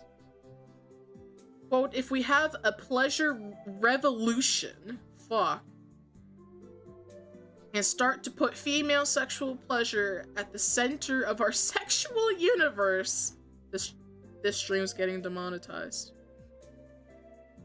There's a case to be made that could change relationships outside the bedroom as well, says Martin. I hope so. We'll have to see. I don't want to be around this woman. This was a free promotion because I think that's her book. Yeah, that's her book. And they promote her book. Do not support this woman. This woman deserves nothing. She doesn't deserve anything.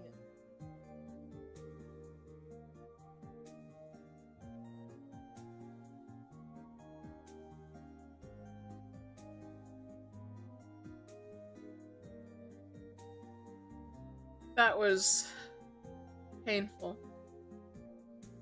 Yeah, that was the first article of the day! We spent an hour getting into it. It's gonna be a great day, chat.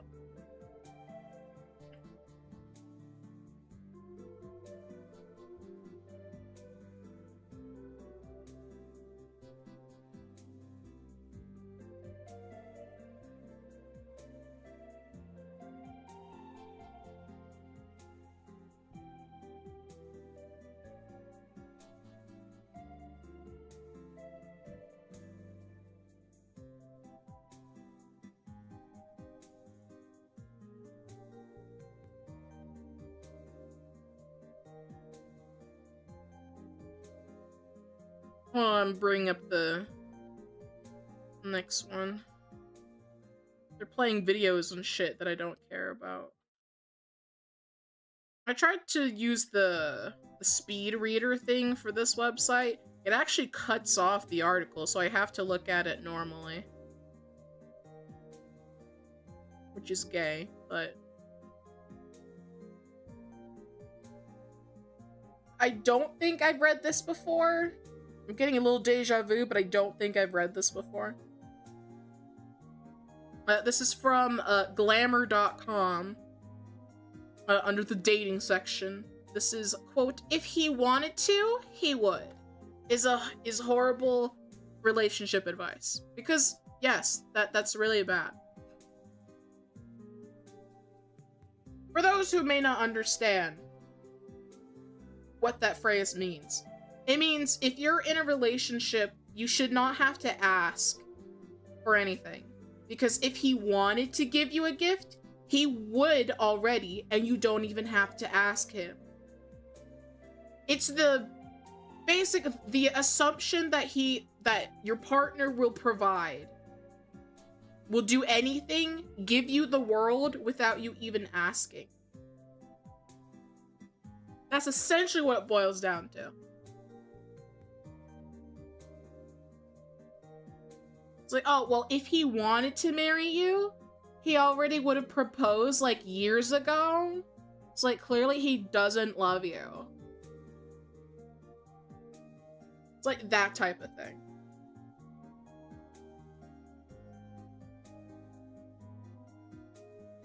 Even gay porn is made for women's pleasure. Yeah? You can't even have gay porn anymore. It's all for women. Time a dozen. True. Stop listening to TikTok. Some of you have never dated an anxious person before, and it shows. If this person tries to conflate this to anxiety, I'm going to crash out, because that is not what that phrase means.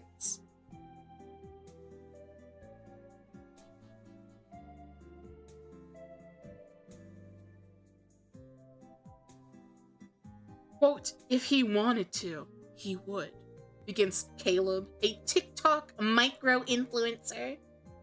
Look, men are not dumb. Some are dumb. Not all, but some. I love my himbo. Mwah. Some are kind of dumb. But it's still such a dumb fucking phrase. Pain, Pecco. Pain, Pecco. Well. That's literally in the article. Well. Let me stop you right there, Caleb. I have to interject.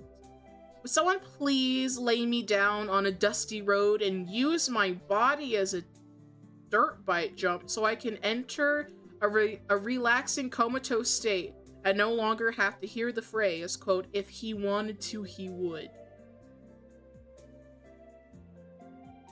Is the writer okay?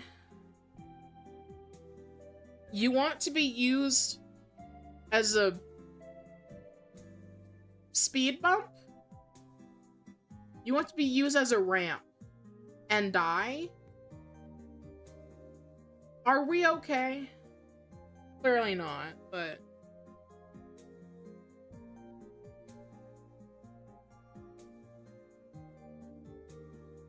Sounds like fetish stuff. It kinda does. Her bottom ass talk. This platitude has come to be a constant refrain on social media, as obnoxious and frequent as a car insurance commercial.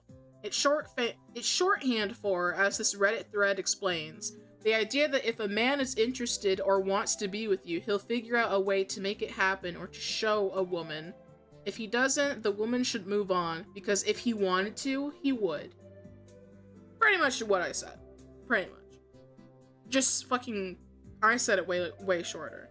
It's like, if he wanted to do things for you, he would have done it already. And you shouldn't have to, like, remind him or do anything.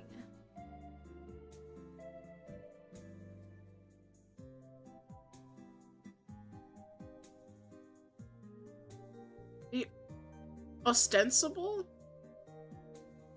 I've never seen that word in my life. Purpose here is to help women save time and energy in dating, which it does by way of making them feel both undesirable and stupid. It is very popular. TikTok videos with the hashtag if he wanted to he would have been viewed more than 155 million times. Reddit hosts dozens of discussions about the phrase. The country singer Kylie Morgan, never heard of her, put out a song called If He Wanted To, He Would. Lyrics include, if he loved you, he would tell you. If he missed you, he would call.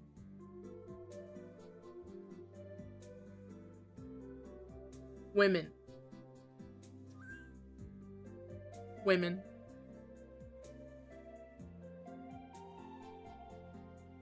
Is this tough love?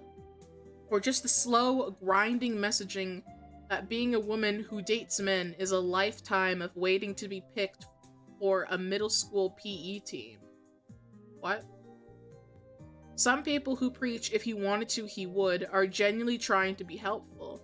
They're often addressing women who are in relationships with men who treat them poorly, and the gracious explanation is that the advice is meant to alleviate the pain of an extended rejection or ghosting. We've all lived in a slow-moving horror movie where you watch, powerless as a beloved woman loses years of her life to a man with the personality and communications, the communication skills of a loose pubic hair. We all want better for ourselves. Christ. Also, hi. Welcome. We're reading articles that makes us hate women more.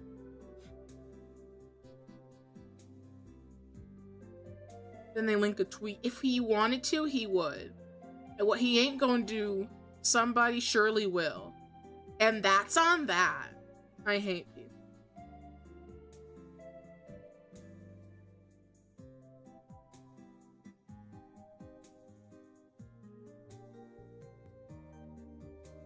The unnecessary flavored text. Oh, pretty much. That's not what comes across when we say if he wanted to, he would.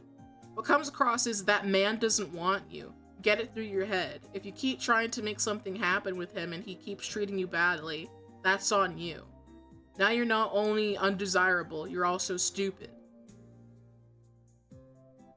I don't think that's what that message means. It's literally just anti-men. Really. It's more against, I don't know, maybe like a slow man. At the minimum, maybe? Maybe the most. It's like, oh, well, like, your boyfriend hasn't done this yet? Well, like, maybe he doesn't care, you know? Like, I don't think that's what that messaging means. New, hi. Welcome, welcome.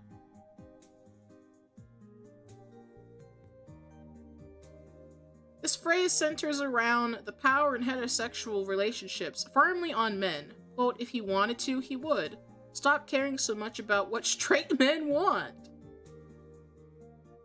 They care enough to make up for everyone else on Earth. If your friend is in a relationship with a shitty guy, the last thing you should do is worry about what he wants. What does she want? Does she want to be with a person who displays deep levels of caring and listening? An equal partner in all things? I don't even know who is talking anymore. Like, is the writer quoting somebody, or is this their own opinion?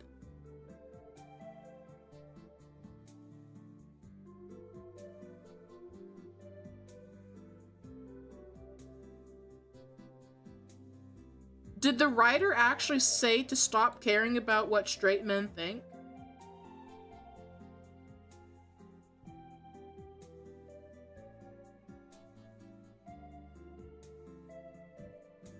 I dislike this article. Me too!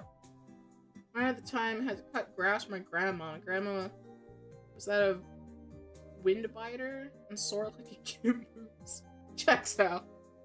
I was like, I don't know if the writer is quoting somebody or this is their opinion to stop listening to men. And then you're gonna turn it around and be like, well, what does the woman want? Because you're also immediately going to, well, she has to be in a bad relationship.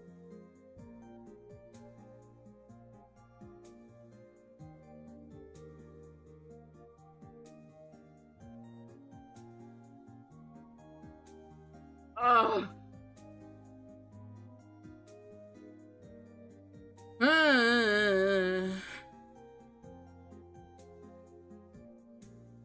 It's that modern writing style where you decipher yourself. Well, that's cringe because I'm retarded. That's cringe because I'm really retarded and I can't pick up on shit. It's a mystery, apparently. I need to take a sip of water.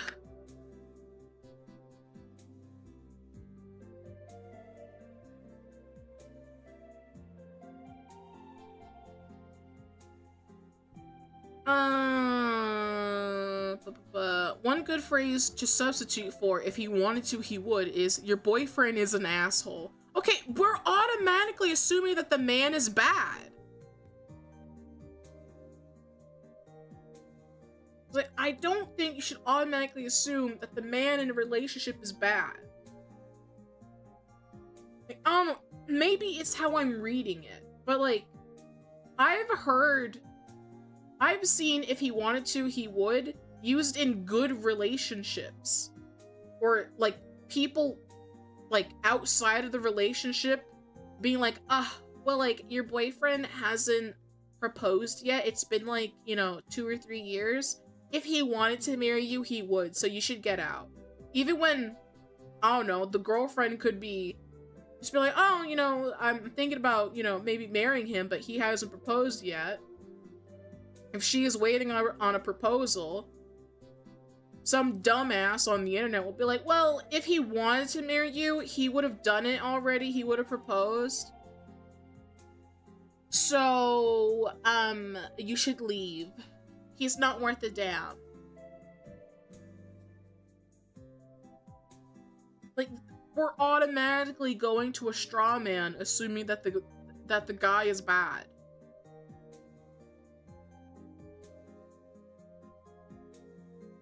This is for her boyfriend, ChatGPT. Probably.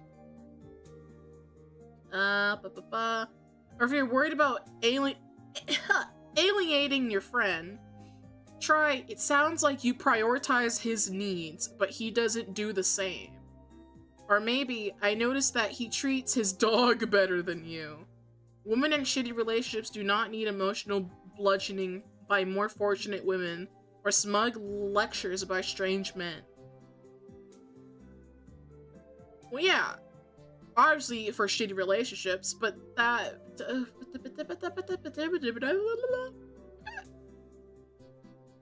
get me out of here. Often, if he wanted to, he would, is applied to women who are in the early stages of talking, or dating men and are still teetering between some form of commitment and total estrangement.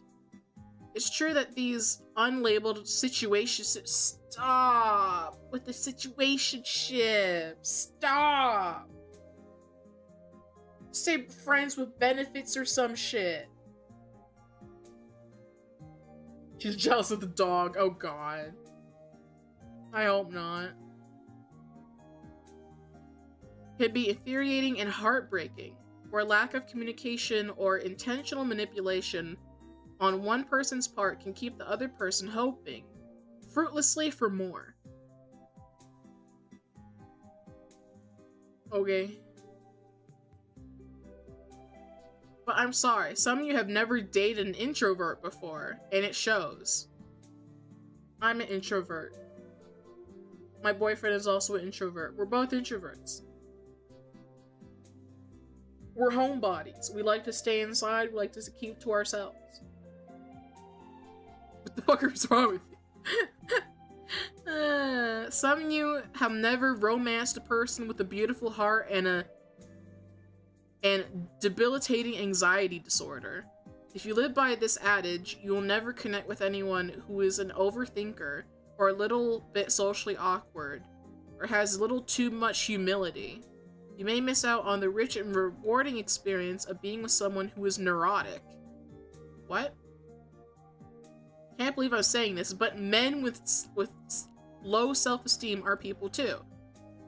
Didn't you just say to ignore straight men? Or were...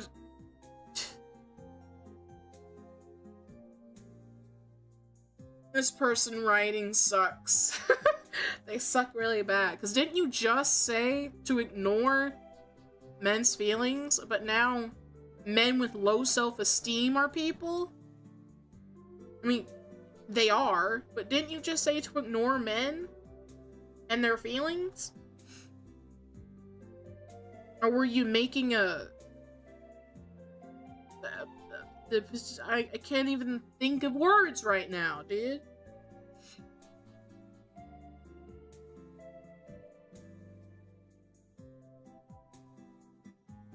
Where would any character from TV, movies, or literature be if they believed in if he wanted to, he would? Harry and Sally wouldn't even be Facebook friends. Harry and Sally didn't even know if they wanted to be a couple or not. They just kept fucking around doing other shit. The main point of that movie was the big question, can men and women be friends without sex being involved?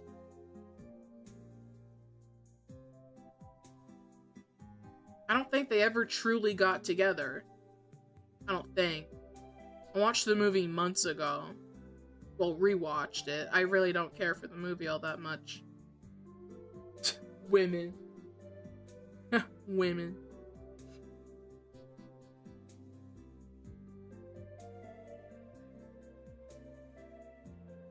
Oliver and Elio would never have progressed past each other's fantasies.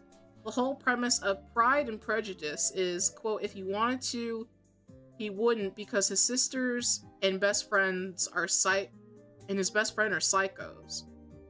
Jane Austen didn't write, if a woman conceals her affection with the same skill from the object of it, she may lose the opportunity of fixing him, and it will then be but poor consolation to believe the world equally in the dark.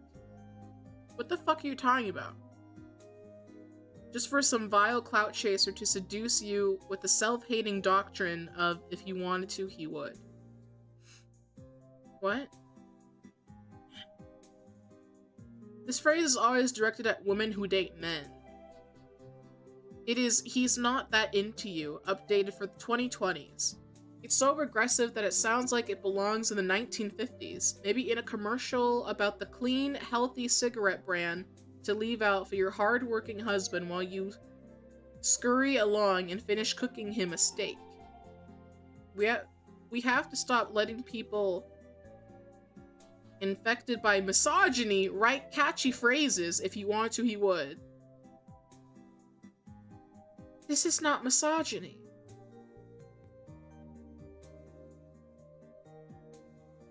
This is misandry. I hate people.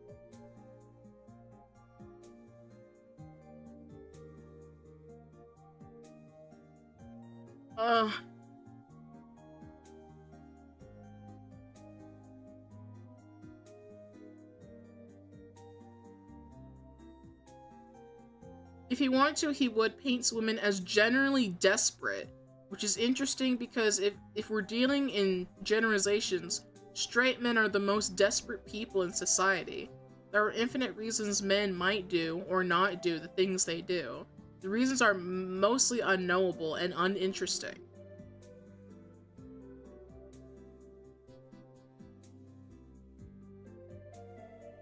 To all my straight men out there, are you desperate?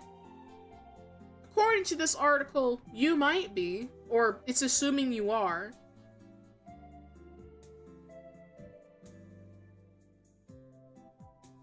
Are we going to ignore that women can also be desperate?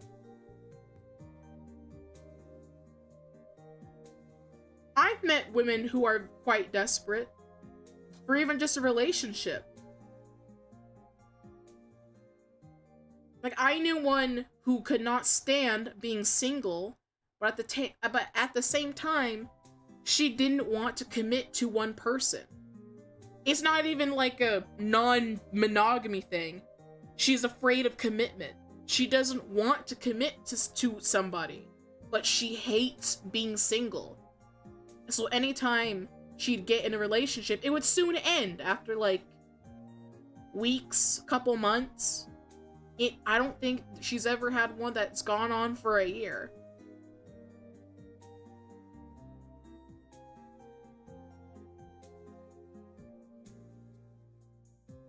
I knew a guy who was gay who would break it off with like a boyfriend he just met, you know, and started dating because he thinks that, you know, oh, well, I found this other person. I think I see myself a future with them better.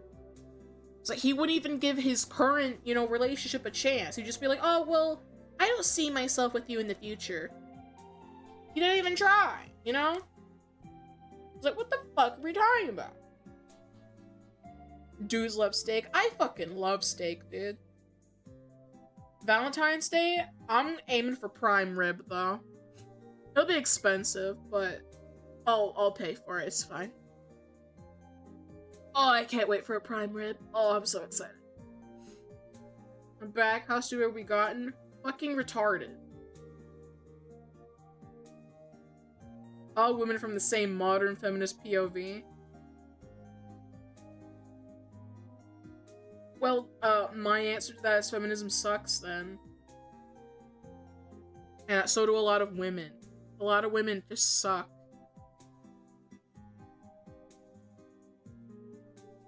You're kidding, you're paid for prime rib, you'll love it.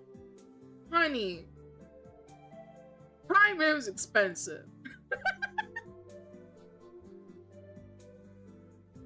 I don't mind paying for it.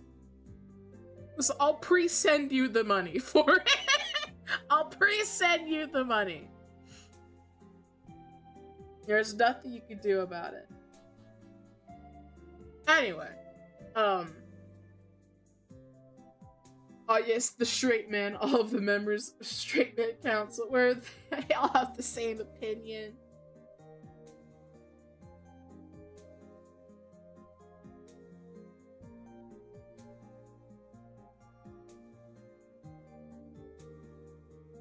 It's like, when I look at the phrase, if he wanted to, he would, I do not see this as misogyny. I see it as misandry. I see it as an anti-man statement, because it's automatically assuming that a man is lazy and doesn't want to do anything. And you're trying to tell women, well, if your man really cared, he'd be doing things already, and you wouldn't have to remind him, you wouldn't have to lay a finger, you wouldn't have to do anything. You should just be a pampered princess who never has to think. That's how I read it as. This is fucking retarded.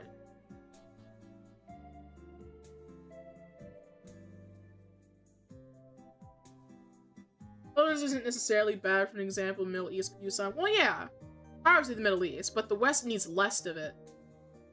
We need less fucking feminist shit. Because I don't want a girl boss. Girl bossing sucks. Because you end up lonely and with no friends, and you're at a club and you're just depressed and drinking all the time. You have no real goals except money and quote-unquote freedom to do what you want. When I want to have purpose, you know?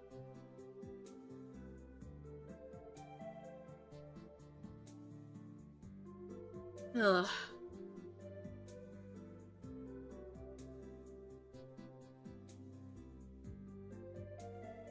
Let's go back. The question that you can... The question that you can best address is, what do you want?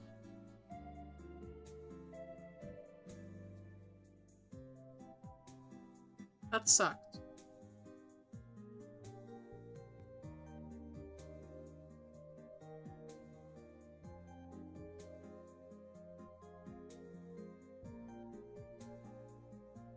Hold on, let me bring up another article. I might only read one or two more, because my head's starting to hurt. And my nose is like giving me issues and making my voice really nasally. This happens when I read a lot, apparently. This doesn't happen during stream. Or like gaming streams. I don't have nose issues then. It's only when I'm reading articles this happens. I've been reading too much.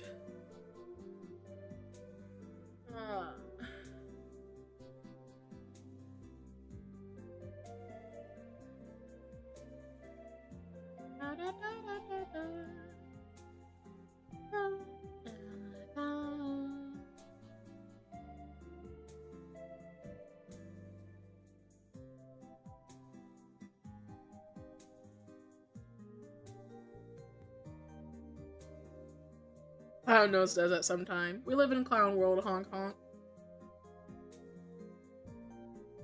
Let's see.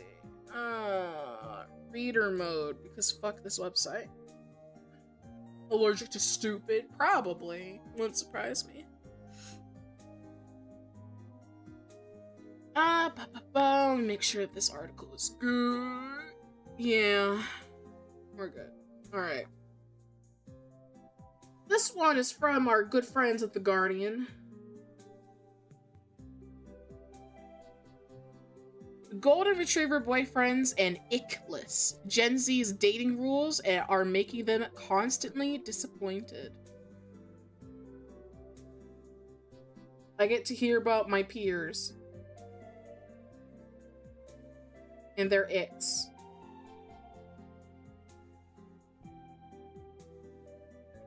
Steady stream of viral terms and online guidance is leading young people to reduce prospective partners to checklists.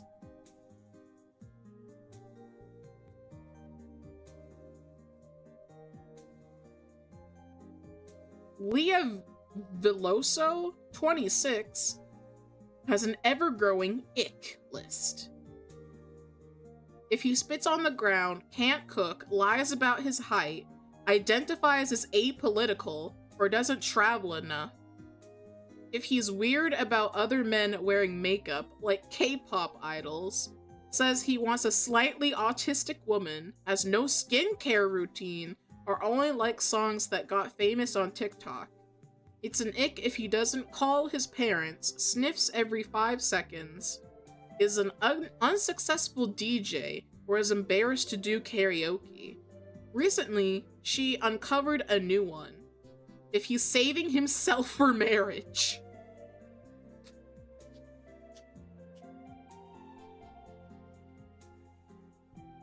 These are icks, apparently. From my generation, I am Gen Z! I am Gen Z!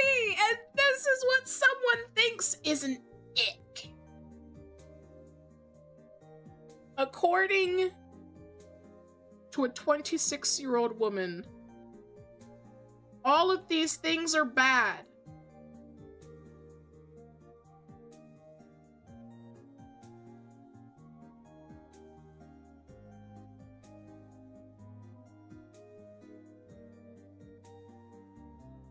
Yeah, no wonder this woman is single. It is no wonder that this woman is single and will never find anybody. Probably will never find anybody. And will probably be single 5 ever. And like probably have 5 cats. And probably has a septum piercing.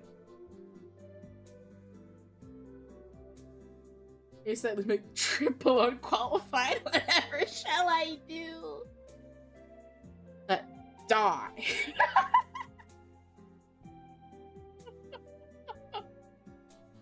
It's now at the top of her checklist on her notes app that she references whenever she starts seeing someone new. How boring is your life? You have a checklist on your notes app. All of these things are bad. Specifically, saving yourself for marriage. Practicing abstinence is now a bad thing.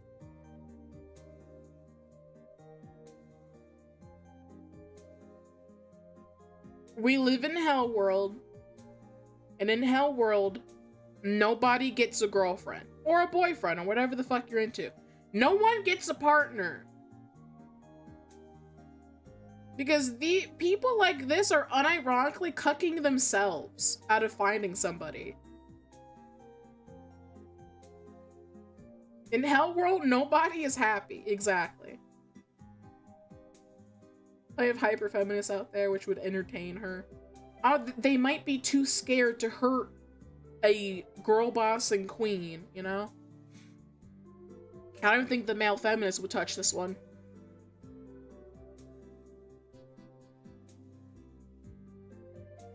"3 strikes, you're out," she says. Howdy, Satoru. How you doing? Between growing up on a steady diet of fan fiction, and a never-ending parade of dating content on her feeds where strangers share the just because flowers they receive, and beloved creator couples post their lengthy breakup announcements on YouTube, Veloso finds it harder to take in the nuance of a person when she's dating them. The noise of who she should be dating is too strong. What? Why was fanfiction something that needed to be mentioned? Also, get the fuck off TikTok. Boys, anybody, literally anybody, boys, girls, ladies and gentlemen, please do not date anyone who is on TikTok. Please don't. Just don't do it. Just don't.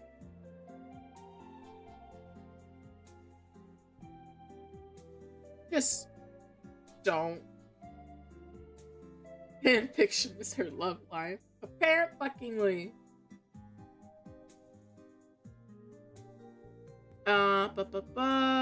Quote, "For so long I've been idealizing this one man who will drop everything for me. who will know my likes, and someone who's the perfect mold, she says. I think I'm constantly disappointed by real men. I think she's been reading too much fanfic. Weren't you on TikTok? I only post my posts. I only post shorts. What I mean is, who's on TikTok, I mean uses TikTok as social media, like Twitter. I'm not talking about content creation where it's their job, like mine is. I'm saying people who use it as fucking social media. Who scroll it on the regular like it's fucking Twitter or Instagram, Facebook, whatever.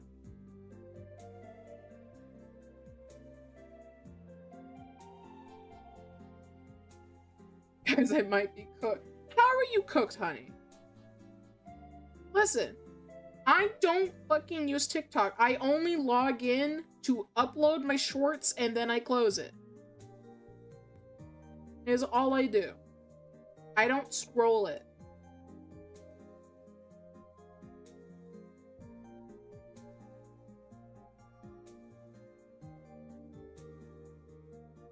Y'all doing? I'm doing. How you doing? We're reading articles.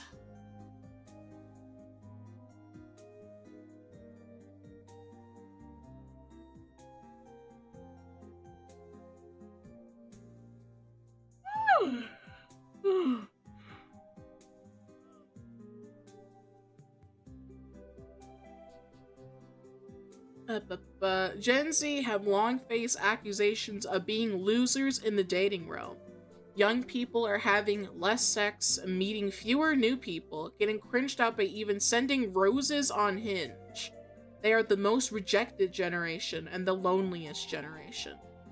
Most of these trends point to a big change in dating culture. Social media has entrenched itself into a romantic reality, often informing our interpersonal relationships rather than the other way around. For young women like Veloso, who have never dated without the internet's input, that means the construction of a dream man informed by viral terms served to her by algorithms, social feeds, and stories people share online more than her IRL dating life.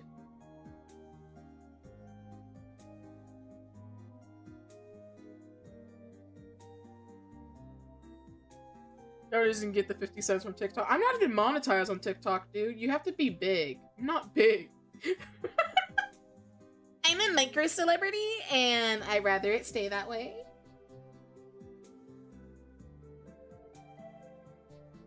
First thing I read a blueprint, it says less sex. Isn't the writer supposed to be a Zoomer woman? I don't know who the writer is, and I don't care about the writer. The writer sucks. 46 triple D is pretty big. Shut the fuck up, Satoru. You make money from TikTok? You can. You have to reach, like, insane requirements, though.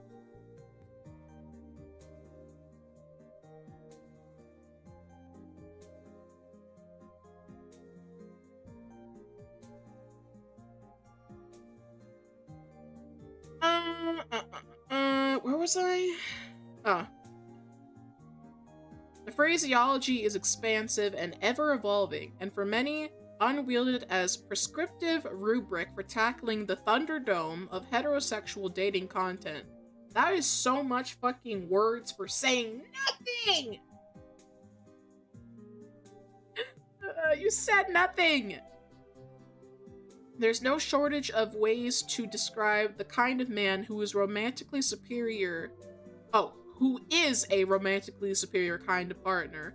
A loser provider man with golden retriever energy who worships you because if he wanted to, he would. What the fuck did I just read?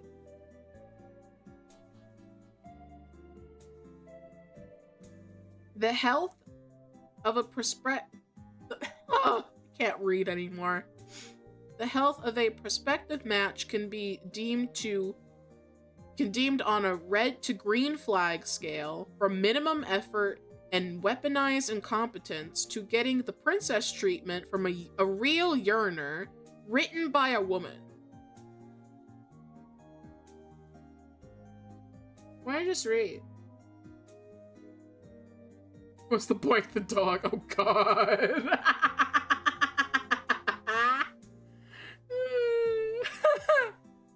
Fucking Christ.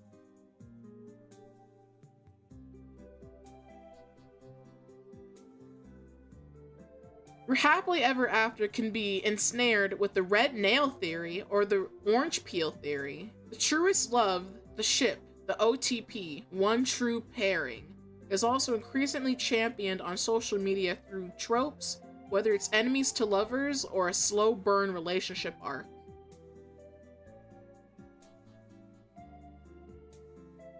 Dinner with my best friends had 8 beers. And I try to read this sober, like I have to. I wish I had alcohol. I wish I had cider, dude. Oh. The desire to develop theories that explain the painful steps of falling in love seems familiar to older adages around dating, like the teachings of Cosmo magazine, Sex in the City, or men are from Mars, women are from Venus. What? But relational psychoanalyst Cynthia Lafort. There's also a generational trend of diagnosing and clinicalizing everything, often propelled by misappropriated therapy speak on social media, that is unique to Gen Z and the digital era of dating. Well, yeah.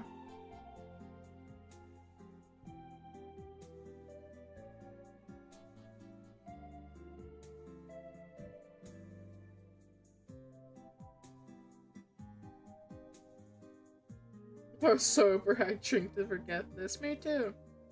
What possessed you to read this? I like to read articles that are crazy. Every now and then, almost every week, I like to read something that's crazy. Lately, we've been reading so many articles that just make us hate women even more.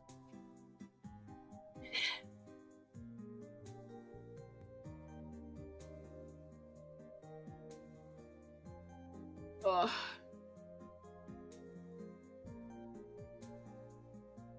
But we pathologicize away personality, Lafort said. I think there's a big narrative around, and these are the types of people you date, and these are the people you break up with. It leaves little room for compassion. TikTok user Lexi, don't care, is a creator who has built her... Huh? Why do you feel like that sentence is unfinished? Is a creator who has built her from creating such viral videos such as 3 ways to tell when they're being friendly versus being interested in you, and 3 signs you're having a friends to lovers dynamic. The creator, 19! I don't want to take dating advice from a 19-year-old.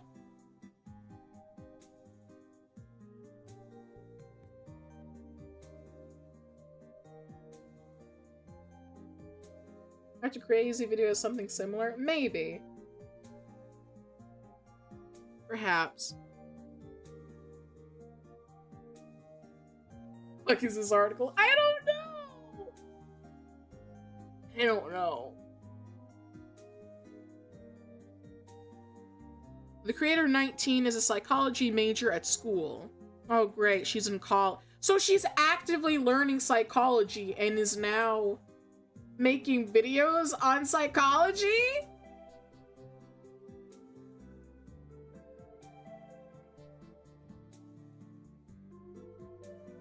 Yeah, it's a no from me, dog.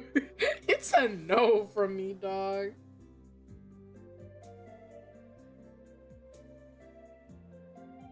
And she said that she is not an expert on these subjects, but when she began posting videos in hopes of finding an outlet to share her in-class learnings, thousands of people resonate with her content. So people are resonating with learning material from psychology class. Bruh. This is going back to Gen Z's taking to psychology speak. This is the exact problem. This is part of the problem.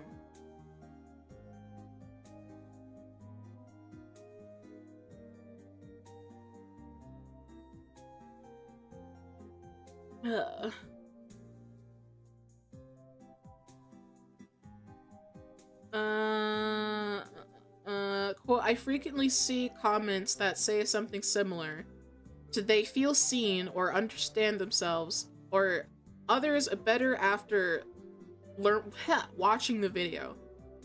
I've also gotten comments saying my videos help them start dating someone, realize the feelings are mutual, encourage them to ask someone out, etc., which I always enjoy reading. Okay, so some people are gaining hope, which I guess is good in a way. I guess. I don't know. Some dating criteria are undoubtedly useful. Nicole, 22, who asked to go by her first name for privacy reasons. Why would you give your why would you give your legal name? Said that the last promising guy she was seeing never got past the talking stage because the first bullet print on her own ick list finds me intimidating.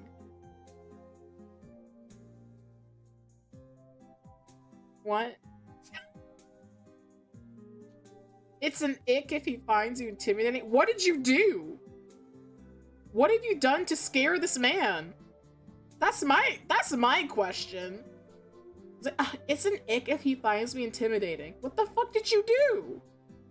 Did you girl boss to the sun? Is it your septum piercing? Your dyed hair? What the fuck did you do to look scary?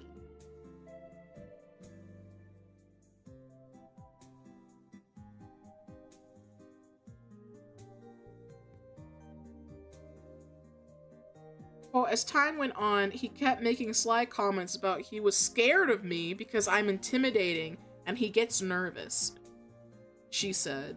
It seemed like an awkward attempt at flirting, asking her to plan the date in a flattering tone, but Nicole was not impressed. I flat out told him there is nothing intimidating about me. You feel intimidated because parts of you believes I'm better, stronger, or even smarter. I don't have the time to make you feel equal to me. He had to go.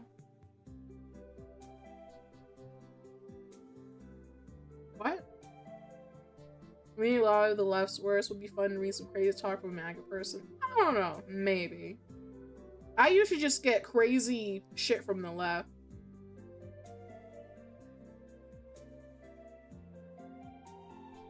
First, I don't know, just basically women's L's. I think that's my specification. Women's L's.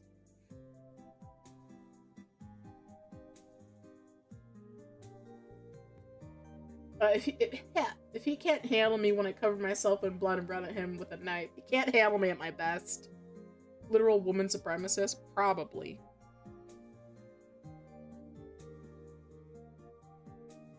When asked about what kind of relationship she does want, Nicole referenced everything from television shows to celebrities.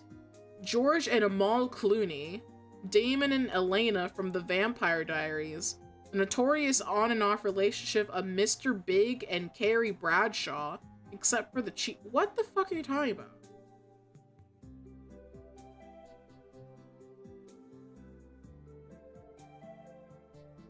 Women.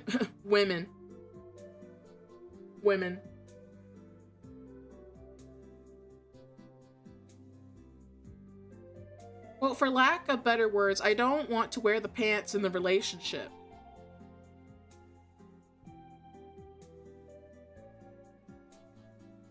But didn't you just say a man had to go because he was intimidated by you? And you don't want to do anything to show that he's equal to you? Or make him feel equal?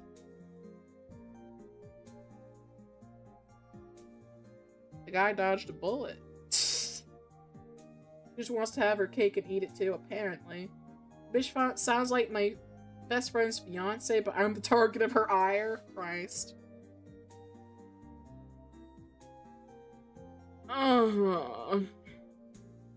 Whether you are young or not, human relationships are fraught with emotional trapwires, and Dream Man content offers a safer way forward.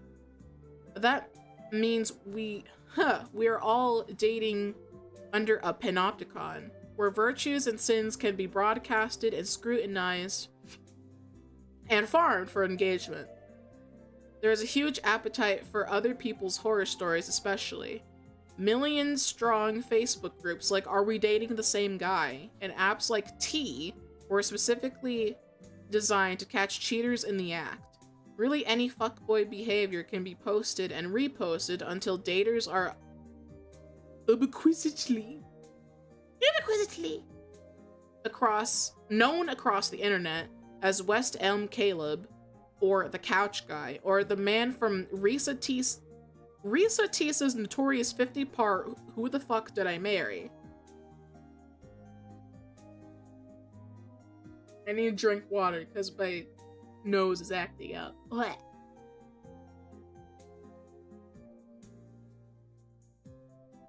My sinuses are being an issue, apparently.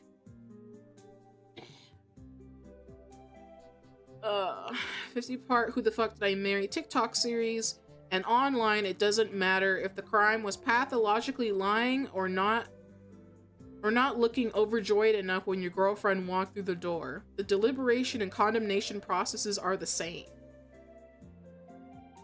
What? What? I feel like I need someone to process this for me. My brain actually isn't working. I'm already struggling to read today. After leaked all the user. Oh yeah, that one. I remember. Ugh. Quote, social media makes me scared shitless to date, Nicole said.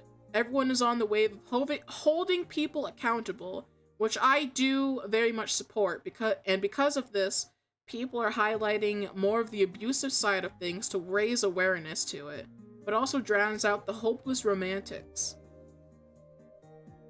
It's not just women build-a-bearing their ideal partner. There are plenty of phrases to describe the ideal woman among creators that make dating content for men, whether it's high-value woman or black cat girlfriend, or someone they can piss off on purpose. The Cut recently surveyed 100 men and found that many were cutting off women for their own icks. Quote, because she was a picky eater, she was too into Burning Man, she didn't like the book Nickel and Dimed, she deleted her ex's profile from his Nintendo Switch, E.J. Derrickson reported. Those are very interesting icks.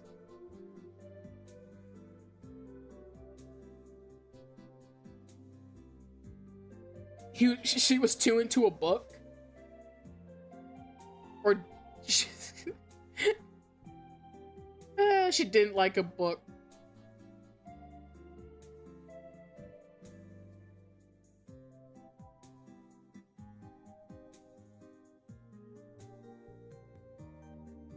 The Fort said that having guidelines for dating, even if informed by social media, can often serve as a grounding reminder of what you actually want when things get complicated. Quote, it can guide you, save time, it can help hold yourself accountable. But in the same breath, treating dating as an intellectual process of ticking off boxes fails to account for the humanity of it. Quote, it can also be very reductive. It can be taking a person and reducing them to checklists. Well, yeah, that's literally what you're doing.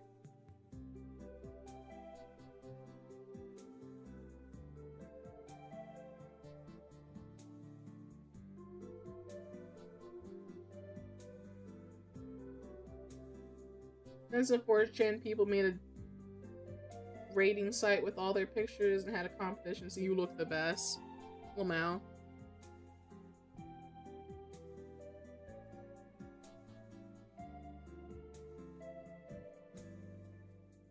Veloso particularly feels like the digital world offers too much content about love. Should, or should not, feel like and particularly how a love interest should or should not show their passion. So she plays otome games like Love in Deep Space, romance games where players assume the role of a female protagonist with the goal of developing a connection with another male player. No, you're playing a female protagonist with her harem of men. You're not playing with men. You're not playing with male players. You have a harem of men. I played an otome game before. It's not how that works.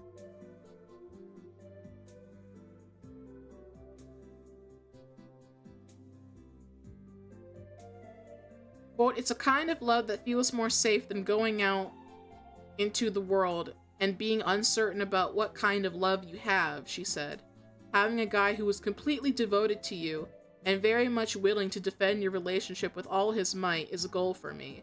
But then, it's all these sorts of realities when it comes to men that bring everything down. This man can't even talk about his own interests? What? For Veloso, it's just easier to leave it all as fiction.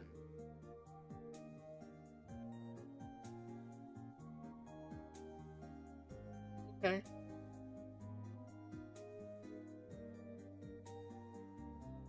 That was interesting.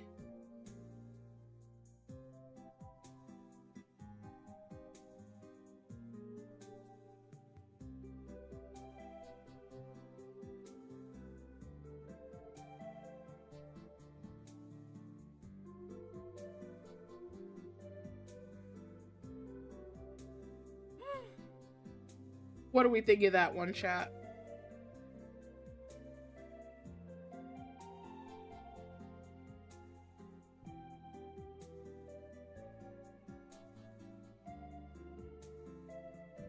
I'll do one more.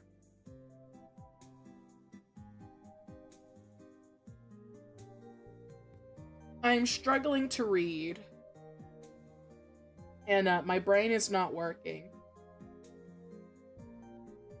We got one more. This one's also from The Guardian. With the title, Marriage Getting You Down? Can I interest you in a year-long break? The Amish tradition of Rumspringa gives teenagers time away from their families so they can explore worldly pleasures before knuckling down to life. Sound appealing? That sounds like being a teenager. I don't know about the Amish thing, but that just sounds like being a teenager.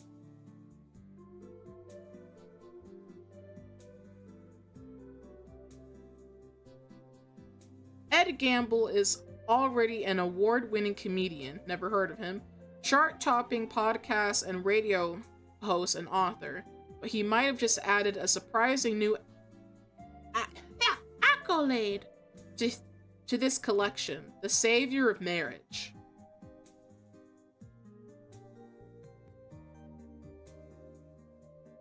Fellow stand-up Rhys James recently appeared on Off Menu, the podcast Gamble presents with James Acaster, where guests detail their dream meal. For his starter, what? Why are we talking about food? Rhys James said he wanted buffalo wings and nachos from a former culinary hotspot called Billy's in the Hertfordshire town of Harpenden, where his dad used to take him during the year he and James' mum were separated. That James's parents had split up for only 12 months obviously provoked further questions and comment, during which Gamble had his moment of genius. So they had a Rumspringa, he announced. Rumspringa is a period of Amish teenagers' lives, usually around the age 16, where they're allowed to leave their communities and encouraged to explore otherwise forbidden or strictly regulated behaviors. Before choosing whether to return and commit to the church, I continued reading it like there was something else. With the divorce rate currently at around 42% in the UK, is it time we introduce the concept of the long-term relationship Rumspringa? No? I don't know. No? To be clear, this is not an open marriage. It is a pre-agreed length of time where a couple live apart and are encouraged to explore otherwise forbidden or strictly regulated behaviors before choosing whether to return and commit to the relationship anew. A grass is greener test, if you like, because you just never know, do you? Sounds fucked. That sounds a little fucked. For example, this week, a post from YappitHole, the social media account where people anonymously confess their darkest secrets, read, quote, I fantasize about my wife of 25 years dying. Time to myself, drink what I want, live the life live the life, do what I want. She went away for a week with her girlfriends. I was so bored and lonely it was unreal. I hope I die first.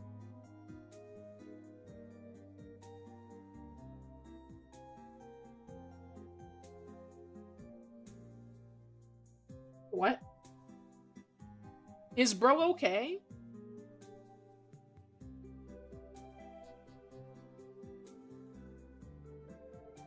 Is bro okay?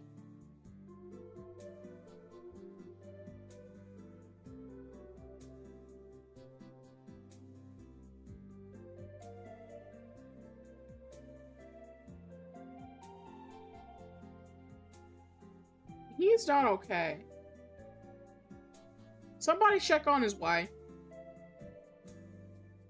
Please. Check him and his wife, really.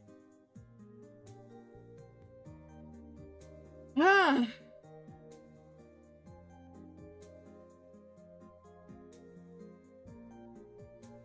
In an ideal world, post Rumspringa, the two parties will come home hoping they die first.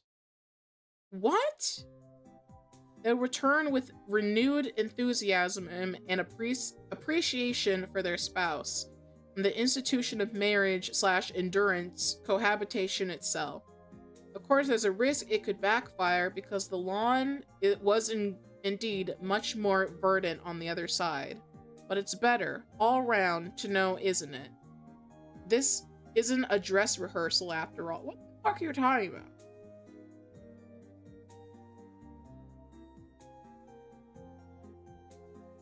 The first rule of relationship Rumspringa is that you must be that you have to earn it. Can't work it out if should you propose or not. And believe this will help you decide? Boo-hoo, no way. Newlyweds, wait your turn. Done at 10 stretch and think you're ready? In your dreams. This is for those who have served their time, put in the hours, toiled tirelessly at love's coalface. Coalface? The average life sentence in the UK is 15 to 20 years. And that should be the case here too. Any few miles on the clock than that, and you're not coming in. Well, getting out. What are you talking about? Why would you suggest a break from a marriage that has already survived for 15 to 20 years? At that point, you're stuck together. Wouldn't you think this would more be feasible for someone who's under 5 to 10 years? Maybe 5 years? Like, if you're under 5 years married and you're not sure? Why would this be for people who have survived 15 to 20 years of marriage?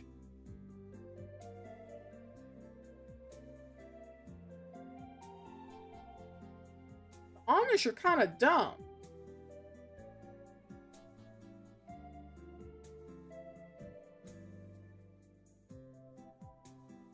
Whatever.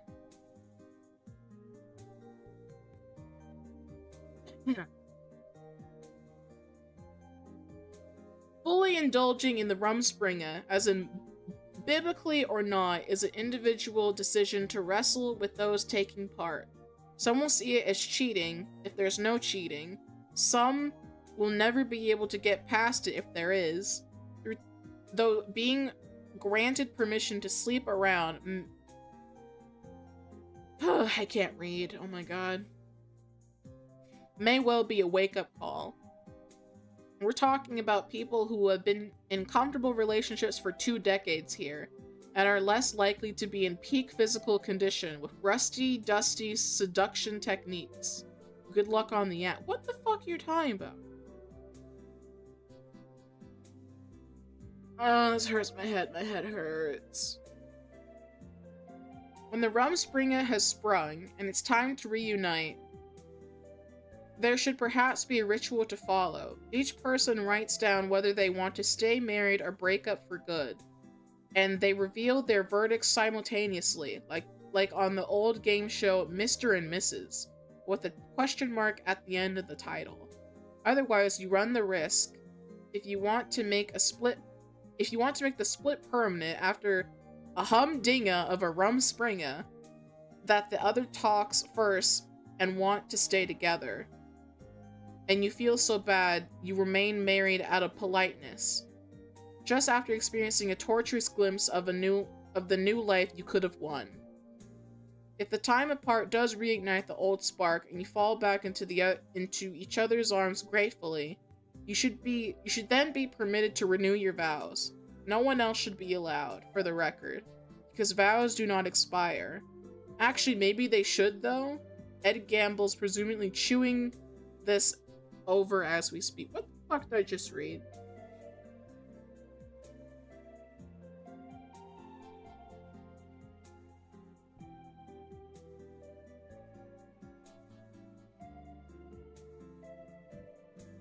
I actually don't know what I read because I have a headache now.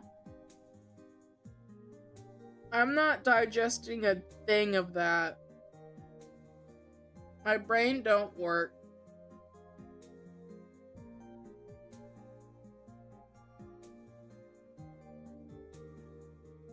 Yeah, that was the article. Yay. Yay. We live in Hellworld. Yay.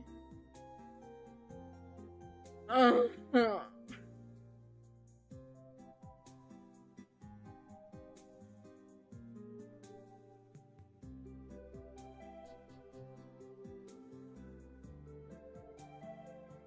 Of course, a little clown. Yeah.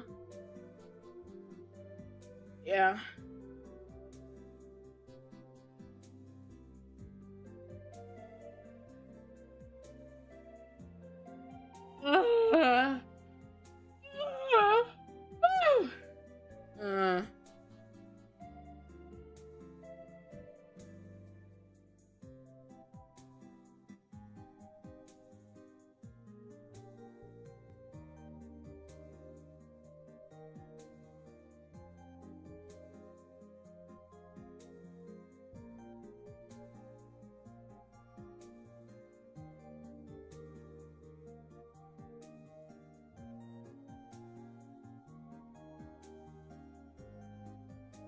My god, Shinano's getting a new Azure Lane skin? That is sex. God, I love Fox work. I love Fox women. Ooh, Fox women. Oh. She's so hot. She has a nice ass.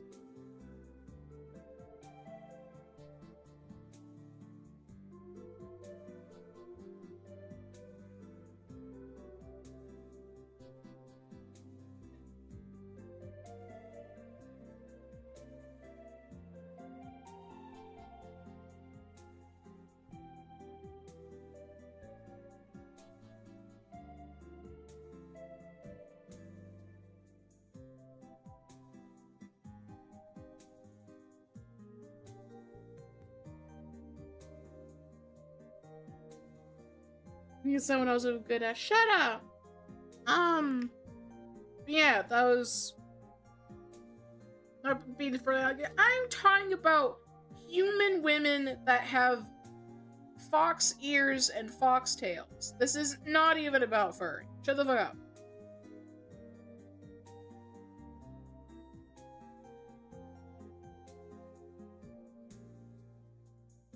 I'm talking fucking kitsunes.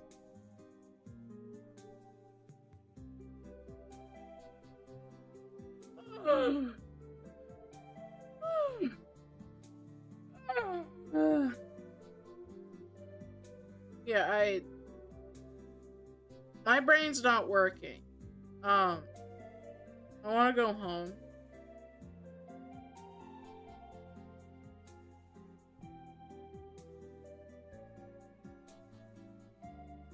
I just wanna go home.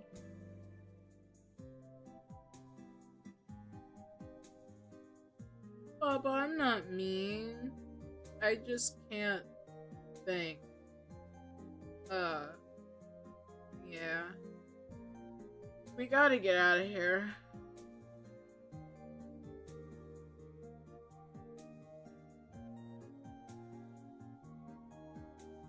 I don't know who the fuck to raid. My eyes hurt.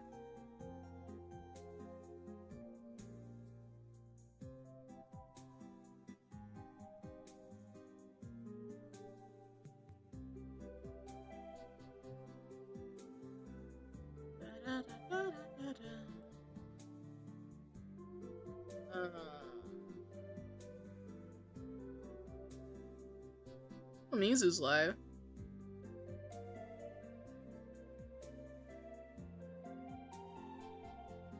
I'll raid the Mizu.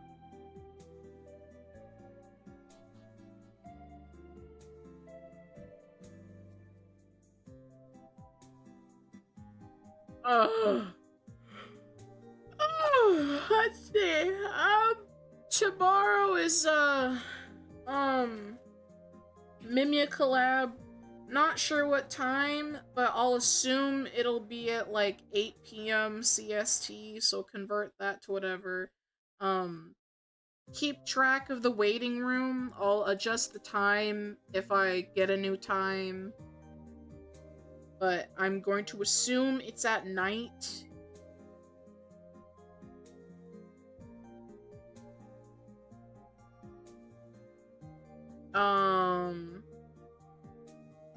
What else? Yeah, after tomorrow, I'll be on break. I'll still release a schedule. I'll do a member stream on Monday next week, but besides that, I'm on vacation. Much needed vacation, and I'm going to enjoy Valentine's weekend next week. Still waiting on my dress, by the way. It hasn't come yet. But yeah, you guys be good for Mizu. And it looks like Royan is also with him. So, support the fish. Support the femboys. And I'll see you guys sometime tomorrow. Okay, good night, bye. Bye, bye, bye, bye, bye, bye, bye.